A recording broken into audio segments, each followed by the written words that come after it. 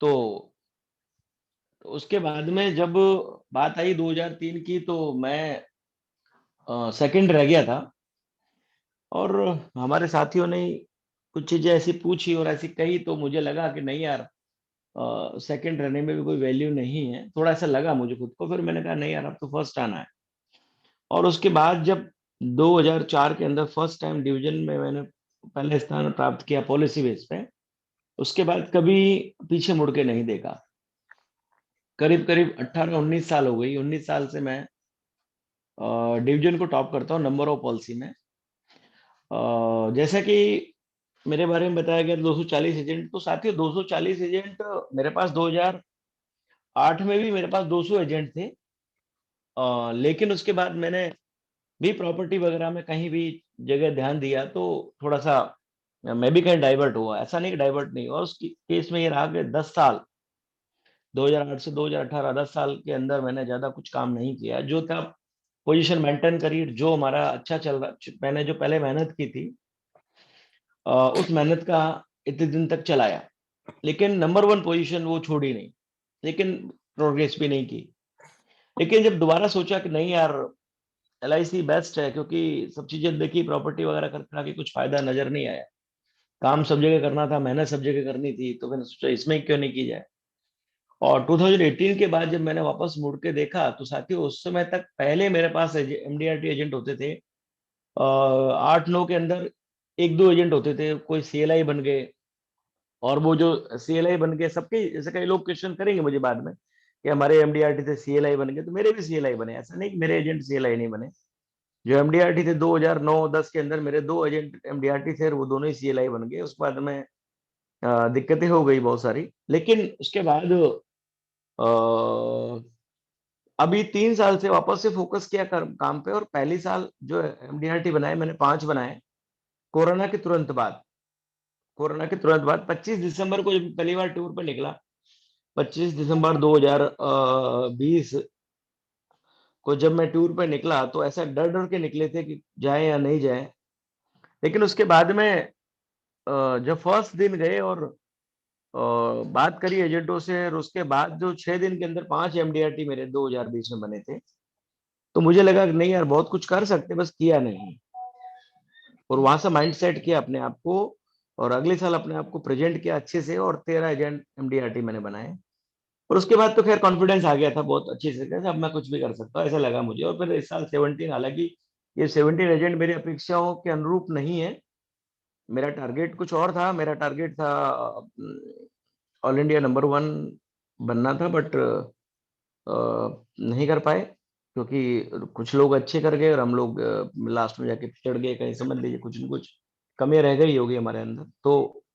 लेकिन अल्टीमेटली जो टारगेट ये रहा कि भाई मेरा मिशन खुद का है कि कैसे न कैसे करके इंडिया टॉप करना है। चाहे कंपटीशन कोई भी आए, कैसे भी आए, मुझे अपना अपना मिशन पूरा करना है। और चाहे नंबर वन ना आए, कोई फर्क नहीं पड़ता। मुझे अपनी MDRT की संख्या, मुझे जो इस साल है वो डबल करनी है। तो ये आप भी खुद सोच सकते हो कि भाई मुझे डबल करनी है। एकदम स्टेप बाय स्टेप चलना पड़ेगा आपको, एकदम से नहीं बढ़ेंगे आप। आप सोचोगे कि 5 से 25 कर लूँ, नामुमकिन है, बहुत मुश्किल है काम। लेकिन अगर 5 से 10 करना हो तो कर लोगे, 10 से 20 करना होगा तो कर सकोगे। ये बहुत आसान है, क्योंकि आप टारगेट लोगे। अच्छा एक बात सोचिए, अगर 10 के 20 आपने सोचा है, नहीं बने, 15 बने, तो क्या नुकसान हो गया? कुछ नहीं हुआ। आपका प्रोग्रेस होना चाहिए। अगर आप प्रोग्रेस कर रहे हो, इसका मतलब आप आगे बढ़ रहे हो, और आपको सफलता जरूर मिलेगी। हो सकता है कि थोड़ी स्पीड धीमी है, लेकिन आप सफल जरूर होंगे। तो सबसे पहला जो मैं आपको ये कहना चाह रहा हूँ कि आपको फर्स्ट जो सफल होने के लिए चाहिए, वो आपको मन में सोच बैठानी पड़ेगी। मन को सोचना पड़ेगा, यानी मन के हारे हार और मन के जीते जीत। अगर आप मन में सोचोगे मुझे ये करना है और मैं ऐसा कर सकता हूँ, तो फिर आप कर सकते हो। आपको कोई रोक नहीं सकता। समय जरूर लग सकता है, लेकिन कोई आपको रोक नहीं सकेगा।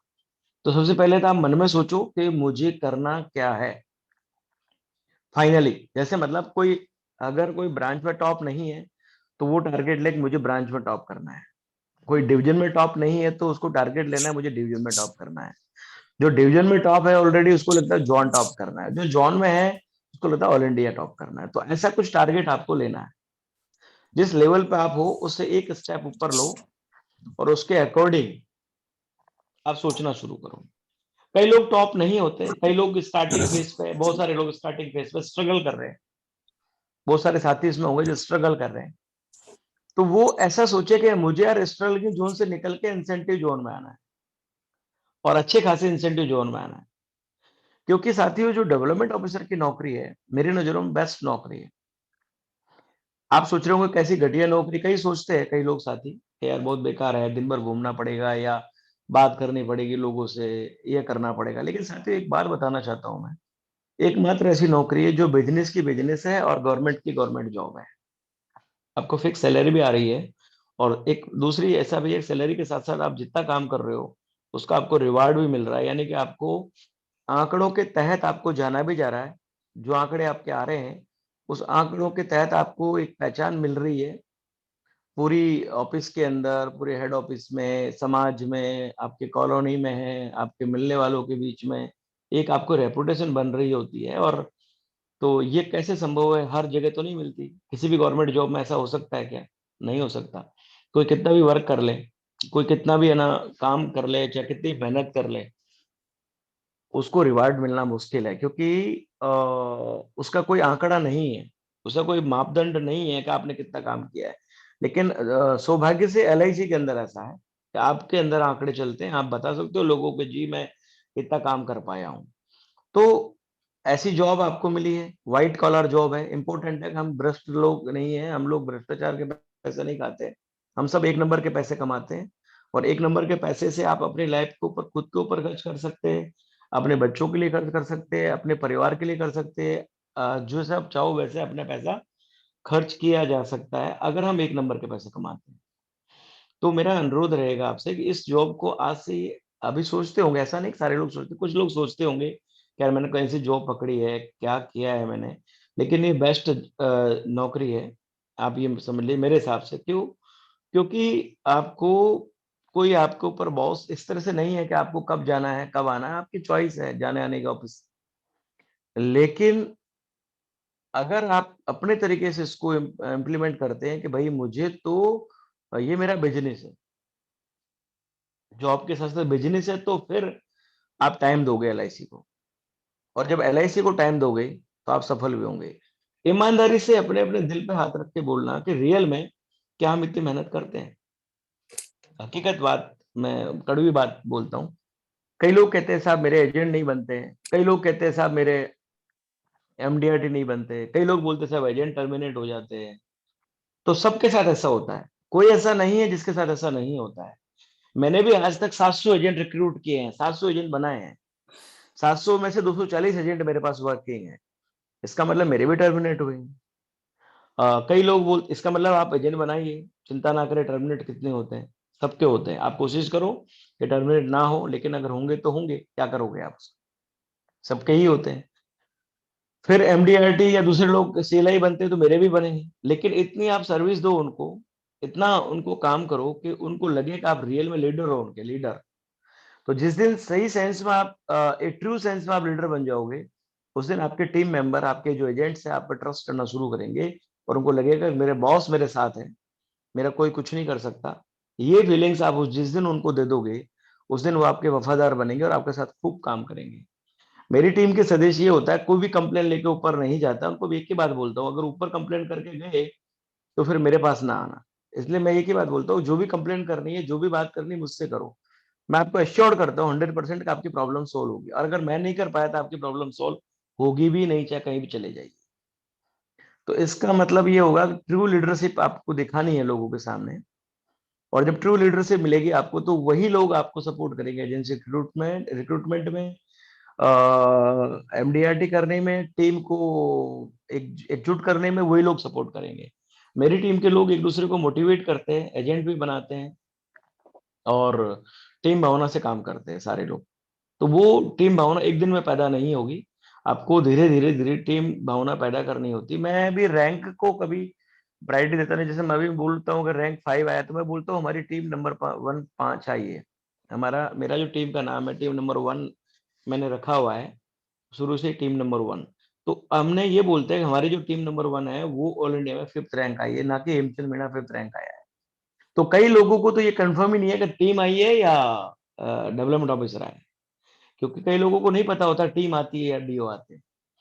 तो मेरा कहने का मतलब वो टीम भावना पहले रखी मैंने, और यही कारण है सफलता शायद मुझे मिल रही है। साथियों, मैं जो चीज कहना चाहता हूँ आप लोगों से, मैं आपको बीच बीच में ये कह रहा था कि आप लीडर बनिए, ट्रू लीडर। तो ट्रू लीडर बनने के लिए आपको उनका काम भी करना पड़ेगा, उनको आपको सर्विस भी देनी पड़ेगी, उनके सारे काम आपको करने होंगे। कई बार चीजें ऐसी होती है कि अपन नहीं कर पाते, तो कोई बात नहीं, उसको बोल दो भाई नहीं हो पाया, आगे होगा। लेकिन आपके एजेंट जिस दिन आप पे विश्वास करना शुरू कर देते हैं पूरी तरीके से, उस दिन आपको वो ट्रू में लीडर मानेंगे और आपका काम पक्का करेंगे, अच्छे से आपको सपोर्ट करेंगे। और कई लोग बोलते हैं साहब, इतने लोगों को, एजेंटों को मोटिवेट करना या इतने एजेंटों को याद रखना जरा मुश्किल होता है। ऐसा कुछ भी नहीं है यार। आप, अगर मैं आपको बोलूं कि आपके इतने बच्चे होते तो क्या याद रखते नहीं आप उनको? सबको रखते ना। तो ये भी बच्चे ही हैं, एजेंट अपने बच्चे जैसे ही हैं। आप उनको ध्यान रखिए, उनको याद रखिए, उनका काम करते रहेंगे, उनसे फैमिली रिलेशन रखेंगे तो अपना काम आसानी से वो लोग करेंगे, और उनको एक फीलिंग आएगी कि यस, मेरे बॉस मेरे साथ है। तो आपको टीम बिल्डिंग करते जानी सबसे पहला मूल मंत्र है। आपको एजेंट रिक्रूट करते जाने हैं जितना हो सके, सेलेक्ट कर करके। और सेकंड नंबर पे आपको जो करना है, उसमें आपको लीडरशिप क्वालिटी डेवलप करनी है अपने अंदर। अगर कुछ कमी है तो उसको सुधार करना है, ताकि आप ट्रू सेंस में लीडर बन के और बाहर निकल के आए और आपका काम हो। थर्ड नंबर पर आपको आता है प्रोफेशनल तरीके से काम करना। प्रोफेशनल तरीके से काम होता है साथियों, कई लोग 12 बजे जाते हैं, कई 2 बजे ऑफिस जाते हैं, फिर 4 बजे वापस आ जाते हैं।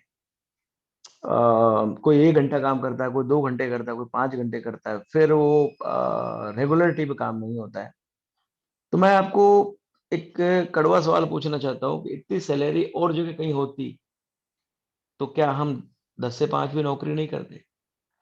हम सब करते। 10 बजे जाना पड़ता है और 5:30 बजे निकलना पड़ता है। हमारे क्लरिकल स्टाफ को देख लीजिए आप, वो 10 बजे जाते हैं और 5:30 निकलते हैं, बराबर इतने ड्यूटी देते हैं। क्या हम में से कितने लोग ऐसा है जो 10 बजे ऑफिस पहुंचते हैं? हम लोग बहुत कम लोग हैं 10 बजे ऑफिस पहुंचते हैं। मैं खुद भी 11, 11:30, 12 पहुंचता हूँ। तो कोई बात नहीं, हम लोग लेट तक काम करते हैं। वापस जब आता हूँ तो 7, 8 बज जाती है आराम से मुझे। तो इसका मतलब हम रेगुलर काम करते हैं। जब भी मैं जोधपुर होता हूँ तो ऑफिस जरूर जाता हूँ, या तो ऑफिस या फील्ड में। और अगर आउट ऑफ जोधपुर हूँ या कोई फैमिली फंक्शन में बिजी हूँ तो वो अलग बात। तो चौथे नंबर, तीसरे नंबर की बात को मैं आपको कर रहा था, प्रोफेशनल तरीके से आपको काम करना पड़ेगा। प्रोफेशनल तरीके में ये होता है कि आपका ऑफिस से भी व्यवहार अच्छा होना चाहिए, ऑफिस वाले स्टाफ से भी अच्छा होना चाहिए, ताकि वो लोग भी आपको एजेंसी रिक्रूटमेंट से लेकर हर चीज में सपोर्ट करें। और अपने एजेंट भी आपको सपोर्ट करेंगे, क्योंकि जब एजेंटों की सर्विस आप अच्छे से देंगे तो एजेंट लोग खुद ही एजेंट बना देंगे, एजेंट बनाएंगे, आपको सपोर्ट करेंगे। मेरे एजेंट लोग भी एजेंट बनाते हैं, मैंने आपको पहले ही बताया। तो प्रोफेशनल तरीके से आपको काम करना है। प्रोफेशनल में आपको नॉलेज भी होना पड़ेगा, रेगुलरिटी लानी पड़ेगी, और सारा प्रोडक्ट नॉलेज आपको आना चाहिए। बहुत सारे लोग हैं जिनको प्रोडक्ट के बारे में भी जानकारी नहीं होती पूरी तरीके से। अगर उनसे पूछा जाए क्लब मेंबरशिप रूल्स क्या है, तो बहुत ऐसे लोग होंगे जिनको पूरे क्लब मेंबर के रूल भी पता नहीं होंगे। मैं आज को अपने, चूंकि मेरे साथी है, भाई लोग है, सारे के सारे मीणा लोग हैं, मैं आप लोगों से कड़वी बातें कह सकता हूँ ना? Yes yes, why not. और इसमें अभी सारे ही लोग हैं, अदर ग्रुप्स के हाँ। भी लोग यहाँ पर ऑलरेडी मौजूद है अभी फिलहाल। अच्छा, ओके ओके, तो चलिए, खैर वो भी मेरे साथी है, भाई लोग हैं, बट एलआईसी से जुड़े हुए, एलआईसी बिल्कुल है आप ना। ओपनली बात कर सकते हैं, कोई प्रॉब्लम नहीं। तो मैं ये कहना चाहता हूँ, कई लोग ना 7 दिन, कई बार बात करते हैं हमारे साथी लोग आके सीधा के, यार वो बाबू ऐसा कर रहा था, वो क्लरिकल ऐसा करता है, वो ऑफिसर ऐसा करता है, लेकिन कभी अपने ऊपर नहीं देखते कि हम क्या करते हैं। ईमानदारी की बात है कि हम लोग रियल में रोज ऑफिस नहीं जाते, और कई बार घर बैठे होते हैं। कई बार 1 बजे जाते हैं, कई लोग 2 बजे जाते हैं, फिर 4 बजे जाके और एलआईसी की बुराई करके वापस आ जाते हैं। ऐसा नहीं करें। और एलआईसी ने बहुत कुछ हमको दिया है, एलआईसी बहुत बड़ी संस्था है। एलआईसी के बारे में पूरी जानकारी रखिए प्रोफेशनल तरीके से, जैसे मैंने आपको कहा। और product knowledge, club membership rules, जो आपको एजेंट को मोटिवेट करने के काम आती सारी चीजें, वो आपको याद रखनी है और बतानी लोगों को। कई लोग कहते हैं कि एमडीआरटी, जब हम चलो इस टॉपिक को बाद में लेंगे, तो प्रोफेशनल तरीके से आपको काम करना है। देन चौथे नंबर पर आपको आता है पूरी ईमानदारी के साथ काम करना है। ईमानदारी के सेंस ये होता है कि जो भी आप काम कर रहे हैं, अगर आपसे कुछ गलती हुई तो आपको स्वीकार करने में कोई प्रॉब्लम नहीं होनी चाहिए। अगर कुछ चीजें हुई तो आप पूरी ईमानदारी के साथ फॉलो करें अपने आप को कि मैंने ये गलती की है या मैंने ये ऐसा किया है, तो आपको अपनी गलती को सुधारने का मौका जरूर मिलेगा। तो ईमानदारी रखिए, चाहे फाइनेंशियल ट्रांजेक्शन हो। कई लोग फाइनेंशियल ट्रांजेक्शन से भी गड़बड़ कर देते हैं, तो वो चीजें नहीं होनी चाहिए। हमारा जो लेन देन होता है एजेंट से या पॉलिसी होल्डर से, वो परफेक्ट होना चाहिए। किसी तरीके की उसके अंदर गड़बड़ नहीं होनी चाहिए। वो आपको बहुत कुछ पे करता है लेटर ऑन, एकदम से नहीं, लेटर ऑन। क्योंकि आपके पास कई लोग, जब भीड़ पर ज्यादा होती है तो 10 लाख 20 लाख ऐसे रुपए पटक के जाते हैं एक साथ, तो वो आप पे ट्रस्ट करे तो पटक के जाते हैं। तो आपको पूरी ईमानदारी दिखानी है। और आपको जो पांचवा है जॉब नॉलेज। मैं आपको पक्का ये यकीन से कहता हूँ कि जिन साथियों को अभी भी फुल प्रोडक्ट नॉलेज में नहीं है और वो पढ़ना भी नहीं चाहते, रेगुलर में कोई चीज को पढ़ना नहीं चाहते कि भाई मेरे को सब आता है, आप यकीन मानो अगर एक प्रोडक्ट को आप 2 बार पढ़ोगे 3 बार पढ़ोगे तो आपको कुछ न कुछ उसमें नई चीज मिलेगी। नई चीज मिलेगी उसमें बहुत सारी, तो आपको ऐसा लगेगा कि यार मैंने ये चीज तो मुझे पता ही नहीं थी। तो वो आप करिए। आपको प्रोडक्ट नॉलेज को बढ़ाइए और अपना जो एजेंट को बेनिफिट्स है उसको बढ़ाइए, तो आपको पूरी जो नॉलेज है वो बढ़ती जाएगी एक दिन। और जब आपको कहीं भी पूछे, कोई भी पूछे, किसी भी कंडीशन में पूछे, अंडरराइटिंग नॉलेज की बात करता हूं मैं, हमारे अंडरराइटर ने बोल दिया कि ऐसा होगा, तो आपको लगता है यार ऐसा ही होगा, ये बोल रहा है सही बोल रहा है, ये नहीं होगा यहाँ ब्रांच के अंदर या डिवीजन के अंदर जाएगा। आपको पता होना चाहिए कि ब्रांच की लिमिट कितनी है, डिवीजन के केसेस कितने लिमिट तक पास होते हैं, जोनल तक कितने होते हैं, सेंट्रल ऑफिस में क्या होता है। कुछ ऐसे रूल होते हैं जो सेंट्रल ऑफिस में अवॉइड भी किए जाते हैं, जो सर्कुलर में उसको भी अवॉइड किया जा सकता है। ये आपको पता होना चाहिए कि भाई कोई ऐसी चीज अगर मेरा इसका मतलब ये हुआ सीधा का आप काम तो करिए। काम करोगे तो डेफिनेटली आपका जो कुछ रूल्स में नहीं होगा वो भी काम भी हो जाएगा। तो आपको ये देखना है पहले कि मतलब जैसे ब्रांच लेवल का क्या नॉलेज है, ब्रांच के अंदर कौन से केसेस पास होते हैं। फिर आपको ये होता है मेडिकल नॉन मेडिकल लिमिट्स में आपको कहाँ होता है। कई लोग उसको अपने साथियों को यही पता नहीं होता प्रोडक्ट्स में, तो हम उसको अच्छी तरह से एजेंट को गाइड नहीं कर पाते। तो आपको परफेक्ट तरीके से गाइड करना है, यानी कि परफेक्ट आपने जो कह दिया वो फाइनल है। एक बार कोई भी अथॉरिटी हो वो आपको चैलेंज करे तो एक बार आपको कंफर्म होना है, यस मैं सही हूँ। ऐसा नहीं कहता 100% सही होते, 99% सही तो हो ही सकते हैं हम। उससे क्या होता है कि अपन को खुद को पता होता है कि क्या चीजें होने वाली है हमारे साथ, या किसी ने गलत तो नहीं किया है। और अब जो आती है इसके जो चीजों के बाद में दिनचर्या जो अपनी लेनी है, तो रेगुलर में आपको ये 5 चीजें मैंने बताई लाइफ में सक्सेस होने के लिए, तो आप लोग करते होंगे, ऐसा नहीं, बहुत सारे लोग करते हैं, बहुत सारे लोग नहीं करते। कई लोग रेगुलर करते करते भटक जाते हैं, जैसे मैं खुद भी भटका। 2008-10 तक मैंने बहुत अच्छा काम किया, 10 तक। 2008 और 9-10 के अंदर भी मेरे 8,200 पॉलिसियां कई बार हुई है। 8,200 पॉलिसियां साथियों बहुत बड़ी पॉलिसियां होती है, नंबर ऑफ पॉलिसियां। और जबरदस्त। वो पॉलिसी मैंने करने के बाद अगर मैं 4,000 पे आ गया, अब 4,000 पे आया हूँ, तो इसका मतलब कुछ न कुछ कमी रही होगी मेरे अंदर। और हाँ ये जरूर है कि पल्स प्रीमियम पे हमने अपने आप को बढ़ाया। प्रीमियम उस जमाने में हम 2 करोड़ करते थे, और आज प्रीमियम 15 करोड़, 10 करोड़, 12 करोड़ ऐसी जाती है, उसमें सिंगल बहुत कम होता है हमारा। तो कहने का सेंस ये है कि कुछ गलतियां होती है हमारे अंदर से खुद से ही, तो हमको ये देखना है कि हमारे अंदर क्या गलतियां रही है। सबसे ज्यादा जो जज कर सकता है इंसान, खुद के एरिया को खुद ही कर सकता है कि मेरे एरिया में कौन सी चीज चलेगी और कौन सी चीज चल रही है। तो कई लोग क्वेश्चन पूछते हैं कि भाई आप एमडीआरटी कैसे बनाते हैं, वो भी बताऊंगा मैं। और आप कैसे करते हो। तो सबसे पहला देखो, मेरा जो कहने का मतलब ये है कि आप एमडीआरटी बना सकते हो, आप एजेंट रिक्रूट कर सकते हो, आप नंबर ऑफ पॉलिसी ज्यादा कर सकते हो। सबसे पहला तो आपको क्या करना है कि सारी सब जगह सभी एरिया में आपको काम करना है। ऐसा नहीं कि सिर्फ एक एरिया में ही काम करना है। अगर आप एक ही एरिया में काम करोगे तो बाकी एरिया का क्या होगा। जैसे आपने अगर सिर्फ एमडीआरटी फोकस किया तो आपके एजेंट रिक्रूटमेंट नहीं होगा। एजेंट रिक्रूटमेंट नहीं किया तो एमडीआरटी का फोकस रह जाएगा। दोनों का किया तो नंबर ऑफ लाइफ्स और पॉलिसी हमारे दोनों भी निकालनी है, वो भी हमको निकालनी है। यानी कि आपको जो फील्ड है हमारा, number of policy, premium, non single, agency recruitment, MDRT, her field पे आपको बराबर फोकस करते रहना है। अब कई लोग बोलते हैं कि कैसे मैनेज करें, हम तो उसमें भूल जाते हैं, अगर वो चीज होती तो वो भूल जाते, कोई बात नहीं। आप इसके लिए सप्ते सप्ते काम कर सकते हैं या डे बांट सकते हैं अपना, कि एक दिन मैं एमडीआरटी पे काम करूंगा, एक दिन मैं नंबर ऑफ पॉलिसी पे काम करूंगा, एक दिन मैं जो है एजेंसी रिक्रूटमेंट पे काम करूंगा, एक दिन मैं सर्विसिंग पे काम करूंगा, है ना। तो आप अपना डे बांट सकते हैं कि मुझे एक दिन मैं फैमिली को टाइम दूंगा। ऐसे करके आप अपना 7 दिन का टाइम बांट सकते हैं कि आज मुझे ये करना है, आज मुझे ये करना है। अगर एक दिन रिक्रूटमेंट पे फोकस करना है तो उस दिन आप रिक्रूटमेंट पे फोकस करिए मोस्टली 90%। ऐसा नहीं कि बाकी काम होंगे ही नहीं, पर 90% फोकस आप रिक्रूटमेंट पे रखो। और अगर एक दिन आपने तय कर लिया नंबर ऑफ पॉलिसी पे बात करनी है, तो लोगों जो नंबर ऑफ पॉलिसी आपके करते हैं एजेंट, उन पे नंबर ऑफ पॉलिसी पे बात करो। जो एजेंट आपको लगता है एमडीआरटी फोकस करना है, तो उस दिन आप एमडीआरटी फोकस करो, आपके कितने एमडीआरटी आपको सेलेक्ट करने हैं। तो पहले, सबसे पहले अपनी टीम के अंदर उनको मीटिंग बुलाते हैं ना, आप जब मीटिंग बुलाते हैं तो आप उनसे पूछिए, भैया आप शतक करना चाहते हो कि एमडीआरटी करना चाहते हो, या दोनों करना चाहते हो। तो वो आपको आपको टीम चुनने में आसानी होगी। फिर उनको एक बात बोलनी है कि भाई जब आप करना चाहते हो ऐसा, तो फिर आपको पूरी बात सुननी पड़ेगी मेरी। ऐसा नहीं कि आप सुनोगे नहीं, खाली आपने कह दिया कि मैं करना चाहता हूँ, लेकिन उसके अकॉर्डिंग व्यवहार नहीं कर रहे हो बिल्कुल भी, तो वो चलेगा नहीं। अगर ऐसा करोगे तो फिर मैं आपको छोड़ दूंगा। छोड़ने का मतलब ये नहीं टीम से बाहर निकाल दूंगा, दादागिरी नहीं करनी है हमको किसी चीज की। भाई ये करना ठीक है, फिर अपने हिसाब से आप काम करो, मैं अपने हिसाब से काम कर रहा हूँ, कोई बात नहीं, आपकी किस्मत। आप सफल होंगे नहीं होंगे मुझसे कंसर्न नहीं, अगर सफल होंगे तो मेरा क्रेडिट नहीं है, और अगर विफल होंगे तो भी मेरे को डिस्क्रेडिट नहीं दे सकते आपके, आपने आपकी वजह से ऐसा हुआ। इसका मतलब ये हुआ कि आप जो है पहले अपनी टीम से जब भी आप मीटिंग करें, मैं ये नहीं कह रहा हूँ कल ही मीटिंग करें, जब भी अपनी स्ट्रक्चर्स मीटिंग आती है, अभी आएगी जनवरी फरवरी मार्च के अंदर आएगी, आने वाली होगी शायद फरवरी या मार्च के अंदर।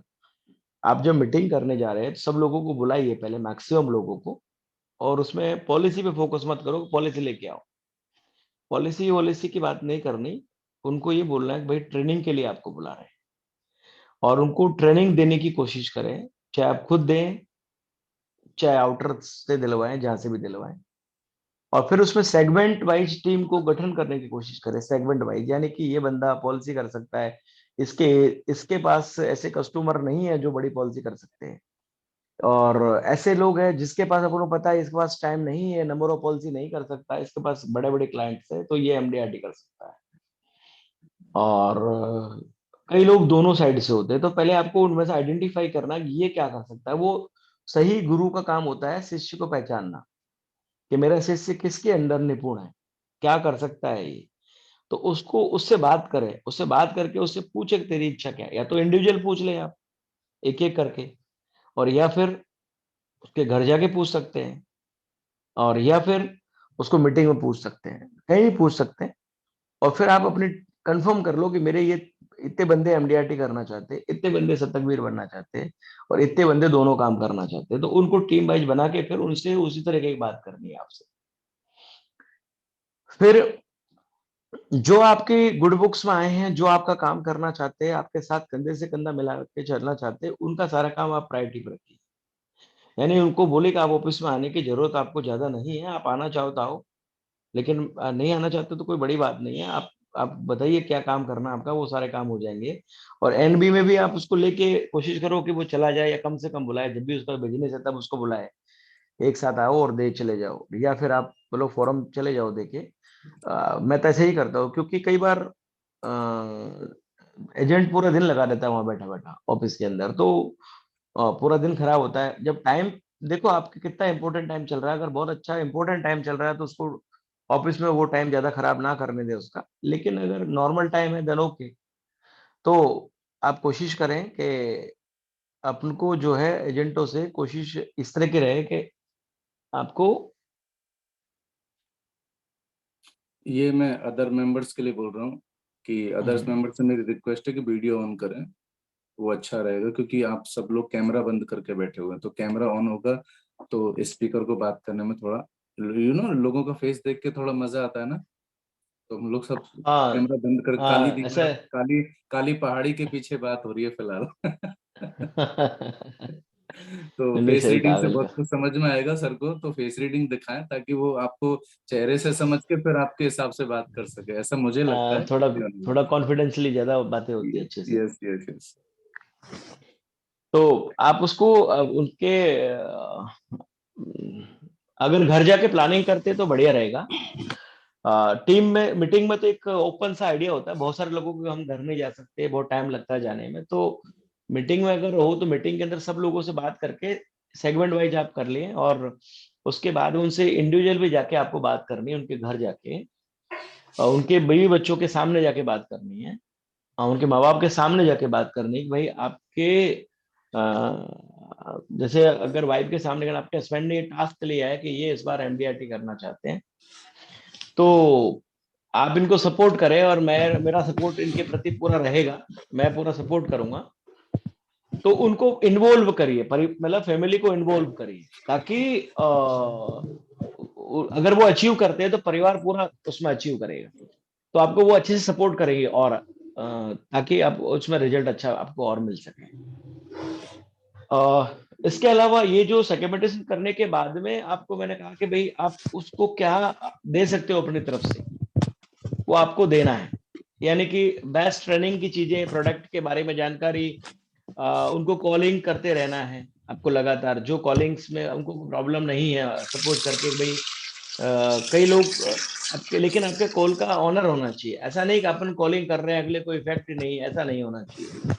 वो रेस्पॉन्ड करते रहना चाहिए। अगर रेस्पॉन्ड नहीं कर रहा, आपको लग रहा है कि रेस्पॉन्ड नहीं कर रहा, तो आप उसको स्टॉप करिए, उसको बोल दीजिए कि भाई देखो ऐसा है कि यार मैं अपनी तरफ से पूरी 100% देने की कोशिश कर रहा हूँ, बट आप बदले में ऐसा कुछ नहीं कर रहे हैं। अगर आपकी इच्छा नहीं है तो कोई बात नहीं, मुझे बता दीजिए, मैं कुछ और दूसरे बंदे से काम कराऊंगा। मुझे तो काम कराना है, तो मैं किसी और बंदे से काम कराऊंगी, और टीम से मेंबर से काम कराता हूँ। जैसे मान लो मैं, मेरा हमेशा एक फेवरेट डायलॉग होता है, जब कोई ऐसा नहीं करता मैं एक ही बात बोलता हूँ, देखो भैया मुझे नंबर वन आना है। आप आते हो तो टीम में वेलकम है, नहीं आते हो तो कोई प्रॉब्लम नहीं, मैं किसी और को एमडीआरटी बनाऊँ। और मैं एक ही चीज और करता हूँ कि जो मैं चैलेंज करता हूँ कि इसको एमडीआरटी बनाऊंगा, तो वो बनाऊंगा, वो 100% बनेगा फिर। तो ये टीम के अंदर मैसेज चला जाता है कि जिसके साथ सर का हाथ है वो एमडीआरटी बन लेगा। तो वो आपको मैंने आपका लीडरशिप क्वालिटी डेवलप करनी पड़ेगी, कैसे भी करके उसको अब सारा काम कराना है, उसको ऑफिस का भी सारा काम देखना है। कोई भी 19-20 भी होता है, आटे में नमक भी डालना पड़ता है, कई बार चीजें ऐसी होती है। तो वो मैं आपको बोल रहा था, ऑफिस में रिलेशंस की बात कर रहा हूँ कि कई बार रूल्स की चीजें नहीं चलती। नियम अपनी जगह पे होते हैं, रिलेशन अपनी जगह पे होते हैं। कुछ चीजें ऐसी होती है जहाँ पे रूल्स काम नहीं करते, रूल्स के अकॉर्डिंग चीजें नहीं होती है, कि रूल्स तो बहुत ज्यादा टफ होते हैं, तो वहां पर आपको अपने रिलेशन काम करने होंगे। कई बार आप स्टाफ से डरा के धमका के कितने दिन काम करा पाओगे, बहुत कम। ऐसा नहीं कि वो लोग डरेंगे इतना, ठीक है 1-2 बार कर लेगा, आपका चीफ मैनेजर कह देगा, आपका मैनेजर कह देगा, आपका एसडीएम कह देगा, लेकिन कितनी बार ऐसा कर पाओगे आप? सारे लोग आपसे जुड़ेंगे नहीं दिल से, लेकिन आपसे अगर लोगों से फ्रेंडली रिलेशन रखेंगे ना, तो वो आपका मन से काम करेंगे। तो आपको ऐसे रिलेशन, कुछ चीजें ऐसे करके उनका काम भी कराना होगा। तो वो एजेंट आपका मुरीद बनेगा, जो काम नहीं हो रहा था अगर आपने करवाया तो वो आपका मुरीद बनेगा। तो वो आपको करवाना है, और उनको ट्रेनिंग में आपको पूरी देना है, कॉन्फिडेंस देना। उसके बाद अगर कभी ऐसा लगता है कि बहुत बड़ा क्लाइंट है, बहुत बड़ी चीजें ऐसी कर रहा है कि यार उससे कुछ बेनिफिट मिल सकता है, और आप फ्री हो, देन ओके, अगर आप ज्वाइंट कॉल पे जा सकते हैं। लेकिन ज्वाइंट कॉल पे इतना चीजें नहीं होती, क्योंकि आप ज्वाइंट कॉल अगर शुरू करते हैं तो वो सक्सेस तो मिल जाएगी उसको, लेकिन वो लंबे टाइम नहीं चलेगी, क्योंकि बार बार आपको ज्वाइंट कॉल्स की डिमांड बढ़ेगी, तो वो दिक्कतें बढ़ जाएगी आपको कि किस किसके साथ जाऊंगा या क्या करूंगा। तो पर्सनल लाइफ पूरी तरह से लगभग खत्म सी हो जाएगी। तो ज्वाइंट कॉल्स में अगर आपको लगता है कि बड़ी पार्टी है, आप फ्री हो, इंपॉर्टेंट है, जाना चाहिए, तो जा सकते हो, लेकिन अपनी गरिमा को ताक पे रख के नहीं। उस कोशिश में आपको पूरी कोशिश रखनी है कि अपना जो डेकोरेशन वो बना रहना चाहिए, अपना डेकोरम बना रहना चाहिए, आपका डेकोरम, आपके पोस्ट का डेकोरम वो होना चाहिए।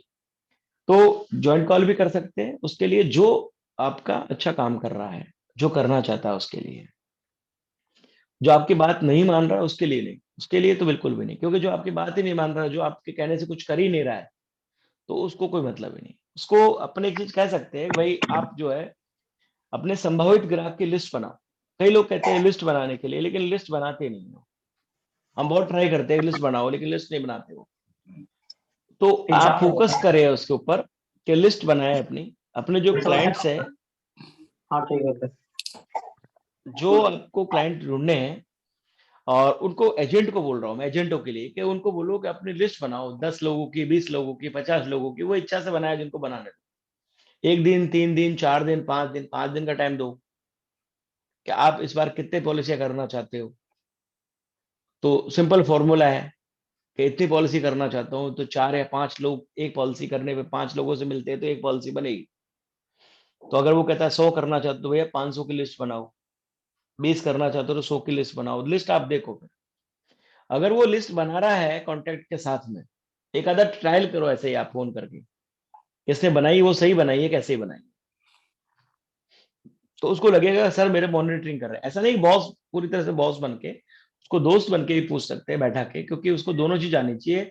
हाँ, ये जरूर ध्यान रखना, मैं तो हमेशा करता हूँ कि आपका जो गैप है वो हमेशा मेंटेन रहना चाहिए, डेवलपमेंट ऑफिसर और एजेंट का। कई लोग दोस्ती कर लेते हैं बहुत ज्यादा, तो मैं कभी दोस्ती पे बिलीव नहीं करता। दोस्ती मतलब एजेंट से मेरा प्रोफेशनल रिलेशन ही होता है। क्योंकि अगर आप उनके साथ कुछ और बिजनेस करना शुरू कर देंगे, या उनके साथ बहुत सारी चीजें करते हैं, तो फिर वो आपको दोस्त मानेंगे, फिर आपका कहना नहीं मानेंगे वो, कि क्या है यार, वो एज ए फ्रेंड की फ्रेंड हो गए, एज ए फ्रेंड है, क्या है यार, वो तो 4 दिन बाद हम कर देंगे, ऐसा बोल देंगे।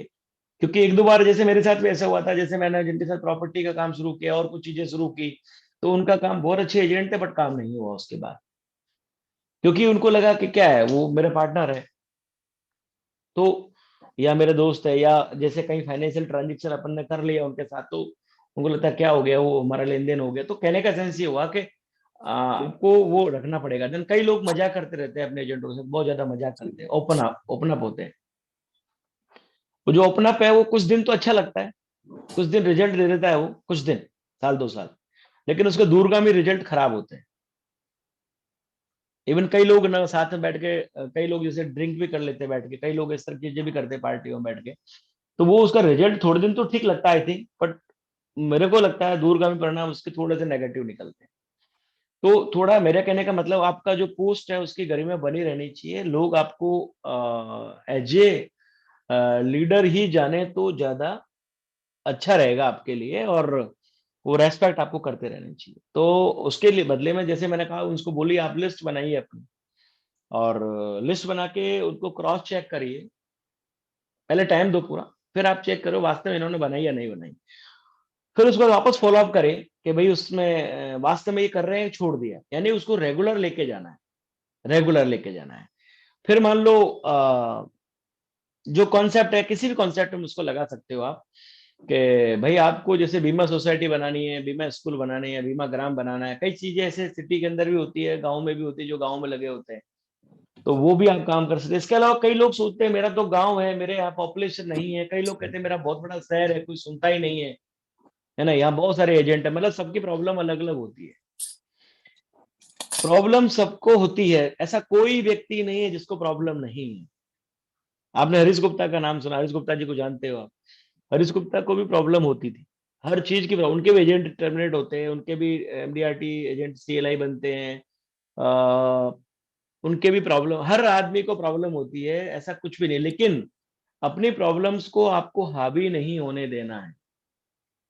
अच्छा ही अपने अंदर क्या है उसको आपको आगे, उसको लेते हुए आगे बढ़ना है। अपने अंदर क्या क्वालिटीज है, अपना एरिया क्या लगता है, हमारे एरिया में आप अपने एरिया के बेस्ट डेवलपमेंट ऑफिसर हो, तो आपको पता है कि मेरे एरिया में क्या चीज चलती है, वो सबसे ज्यादा आप ही लोग इसको लागू कर सकते हो, कि मेरे एरिया में कौन से समय बीमे ज्यादा होते हैं, कहाँ कमजोरी है, कौन सा ऐसा फील्ड है जहाँ पे मैं एजेंट बनाऊं जिससे मेरा चल सकता है काम।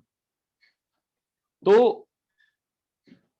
आपको एरिया देखते हुए अपने एरिया के अकॉर्डिंग काम करना है। अब कई जगह क्या होता है कि दिल्ली की परिस्थिति अलग होती है, जोधपुर की अलग होती है, बॉम्बे की अलग होती है, कई जगह गांव छोटे छोटे हैं, बीरम गांव की अलग होती है, लेकिन ऐसा नहीं है कि उसको हम तालमेल नहीं बैठा सकते, या कोई टॉप नहीं कर सकता। इसका एग्जाम्पल है कि बिल्कुल छोटी जगह पे भी आदमी टॉप कर ले। सागर शाह जो जलपाईगुड़ी के, जलपाईगुड़ी बहुत बड़ा शहर नहीं है, नंबर ऑफ पॉलिसी में भी टॉप करते हैं, और एमडीआरटी में भी टॉप करते हैं। जो इस बार के टॉपर है सागर शाह है। 23 MDRT उनकी हुई है, और उनका जो पॉलिसी होती है वो करीब करीब इस समय तो नहीं, पर 7-8 हजार होती है, साल के 8 हजार करीब होती है अभी।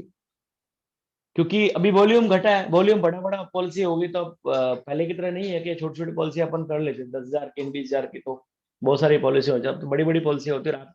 ज्यादातर लोग, मेरे को लगता है वेस्टर्न जोन के हैं ज्यादातर लोग शायद, तो वेस्टर्न जोन में नंबर ऑफ पॉलिसी कम होती है, बड़ी बड़ी पॉलिसियां होती है। आप पैसा इतना निकाल सकते हैं वहां पे कि एक एक कस्टमर के पास खूब पैसा होता है। आप बड़ी पॉलिसी समझाने की कोशिश करें, यानी कि अपने एजेंट को बोलो बड़ी पॉलिसी समझाए। छोटी पॉलिसी समझाते कई बार एजेंट जाता है सीधा 20,000, 25,000, 30,000, लाख, 50,000 ऐसे निकाल देते, बोल के पॉलिसी करके आ जाता है, वो करवा लेती पार्टी। लेकिन हमको पता है कि पॉलिसी उसके पास और बड़ी हो सकती थी। आप कभी जाते होंगे फील्ड में या देखा होगा, या एजेंट बोलते होंगे प्राइवेट कंपनी खूब सारे इंश्योरेंस होते हैं, 5 लाख ICICI, SBI 5 लाख, 1.5 लाख, 10 लाख ऐसे रेगुलर प्रीमियम भर देते हैं वो लोग।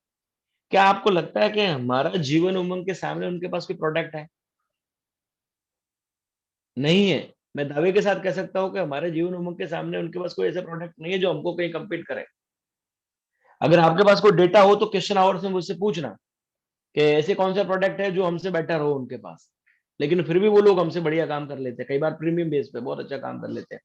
उसका एकमात्र रीजन मुझे जो लगता है वो ये है कि कई बार लोग बोलते हैं कि आप मैनेजमेंट की भाषा बोल लोगे, तो मैं आपको, मैनेजमेंट नहीं है, मेरे भाई है सब लोग। मैं चाहता हूं कि आप लोग रियल में एजेंट बनाने के लिए, रिक्रूटमेंट के लिए निकले ही नहीं। हम एजेंट रिक्रूटमेंट के लिए गए ही नहीं, हमने सोचा ही नहीं है कि कई कई तो 5-5 साल से एजेंट रिक्रूटमेंट हमने नहीं किया है। तो मैनेजमेंट तो करेगा, फिर CLI बनाएगा, कुछ और बनाएगा, कुछ और करेगा, वो हालांकि हमको तोड़ने के लिए किया गया है। लेकिन फिर भी मैं आपको ये कहना चाहता हूँ, आप अपना प्रयास तो पूरा करें। जो हमको ड्यूटी दी गई है, हमारी बेसिक ड्यूटी क्या है हम भूल जाते हैं। कई लोग बोलते हैं एजेंट कैसे बनाए, तो भैया ADO किससे बनाए थे?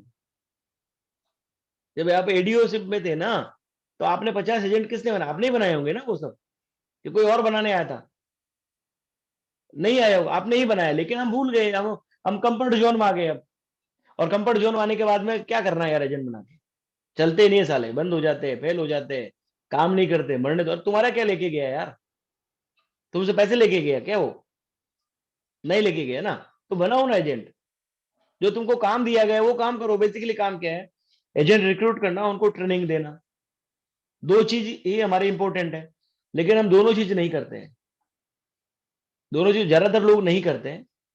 ऐसा नहीं कि सारे लोग, ज्यादातर कुछ कम करते हैं, कुछ बिल्कुल नहीं करते, कुछ करते हैं। और स्पेशली जब जब लोग कंफर्ट जोन में होते हैं, यानी कि उनके फादर नौकरी में है, या उनके ब्रदर नौकरी में, या उनकी वाइफ नौकरी में है, तो वो लोग क्या सोचते हैं कि अब हमारे पास पैसों की प्रॉब्लम तो है नहीं, अब हमको क्या करना है यार, कौन माथापौड़ी करेगा? और फिर वो जब कंफर्ट जोन में आ जाता है तो आदमी वहीं आके समझ लीजिए उसका प्रोग्रेस रुक गया। क्या आप पैसे कमाने के लिए नौकरी में आए? यही सोच के कर रहे हैं कि पैसे कमाने के लिए नौकरी के अंदर आए क्या? ऐसा तो नहीं होना चाहिए ना। कुछ उपलब्धि हासिल करने के लिए भी तो नौकरी में आए हैं। लोग पहचाने ऐसा काम भी तो हमको करना है। सिर्फ पैसा ही तो सब कुछ नहीं है। पैसा तो साथ साथ आएगा ऑटोमेटिक।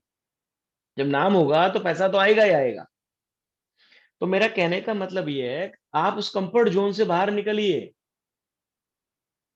और खर्चा करिए, मकान बनाओ, गाड़ी लो, अच्छे फोन्स लो, जो खर्चा करना करो, ताकि आपको पैसे की जरूरत पड़ेगी। और जब पैसे की जरूरत पड़ेगी तो मेहनत करनी पड़ेगी, मेहनत करनी पड़ेगी तो अब अपना आप दौड़ोगे, कहां से करूं, कहां से करूं? तो भैया एक मात्र हमारे पास साधन है, हम मर्जी इतना पैसा कमा सकते हैं। इसमें कोई लिमिट नहीं है हमारे अंदर। आपको कोई बांध के थोड़ी रखा है किसी ने कहा आप मत कमाओ पैसा। लेकिन कंडीशन ये है कि सवेरे 8 बजे उठने का, फिर धीरे धीरे तैयार होके 11, 11:30, 12 बजे मोस्टली लोग आते हैं। एक तो मेरा कहने का सेंस ये है कि आप जैसे मान लो अपने शरीर का भी ध्यान आपको रखना है।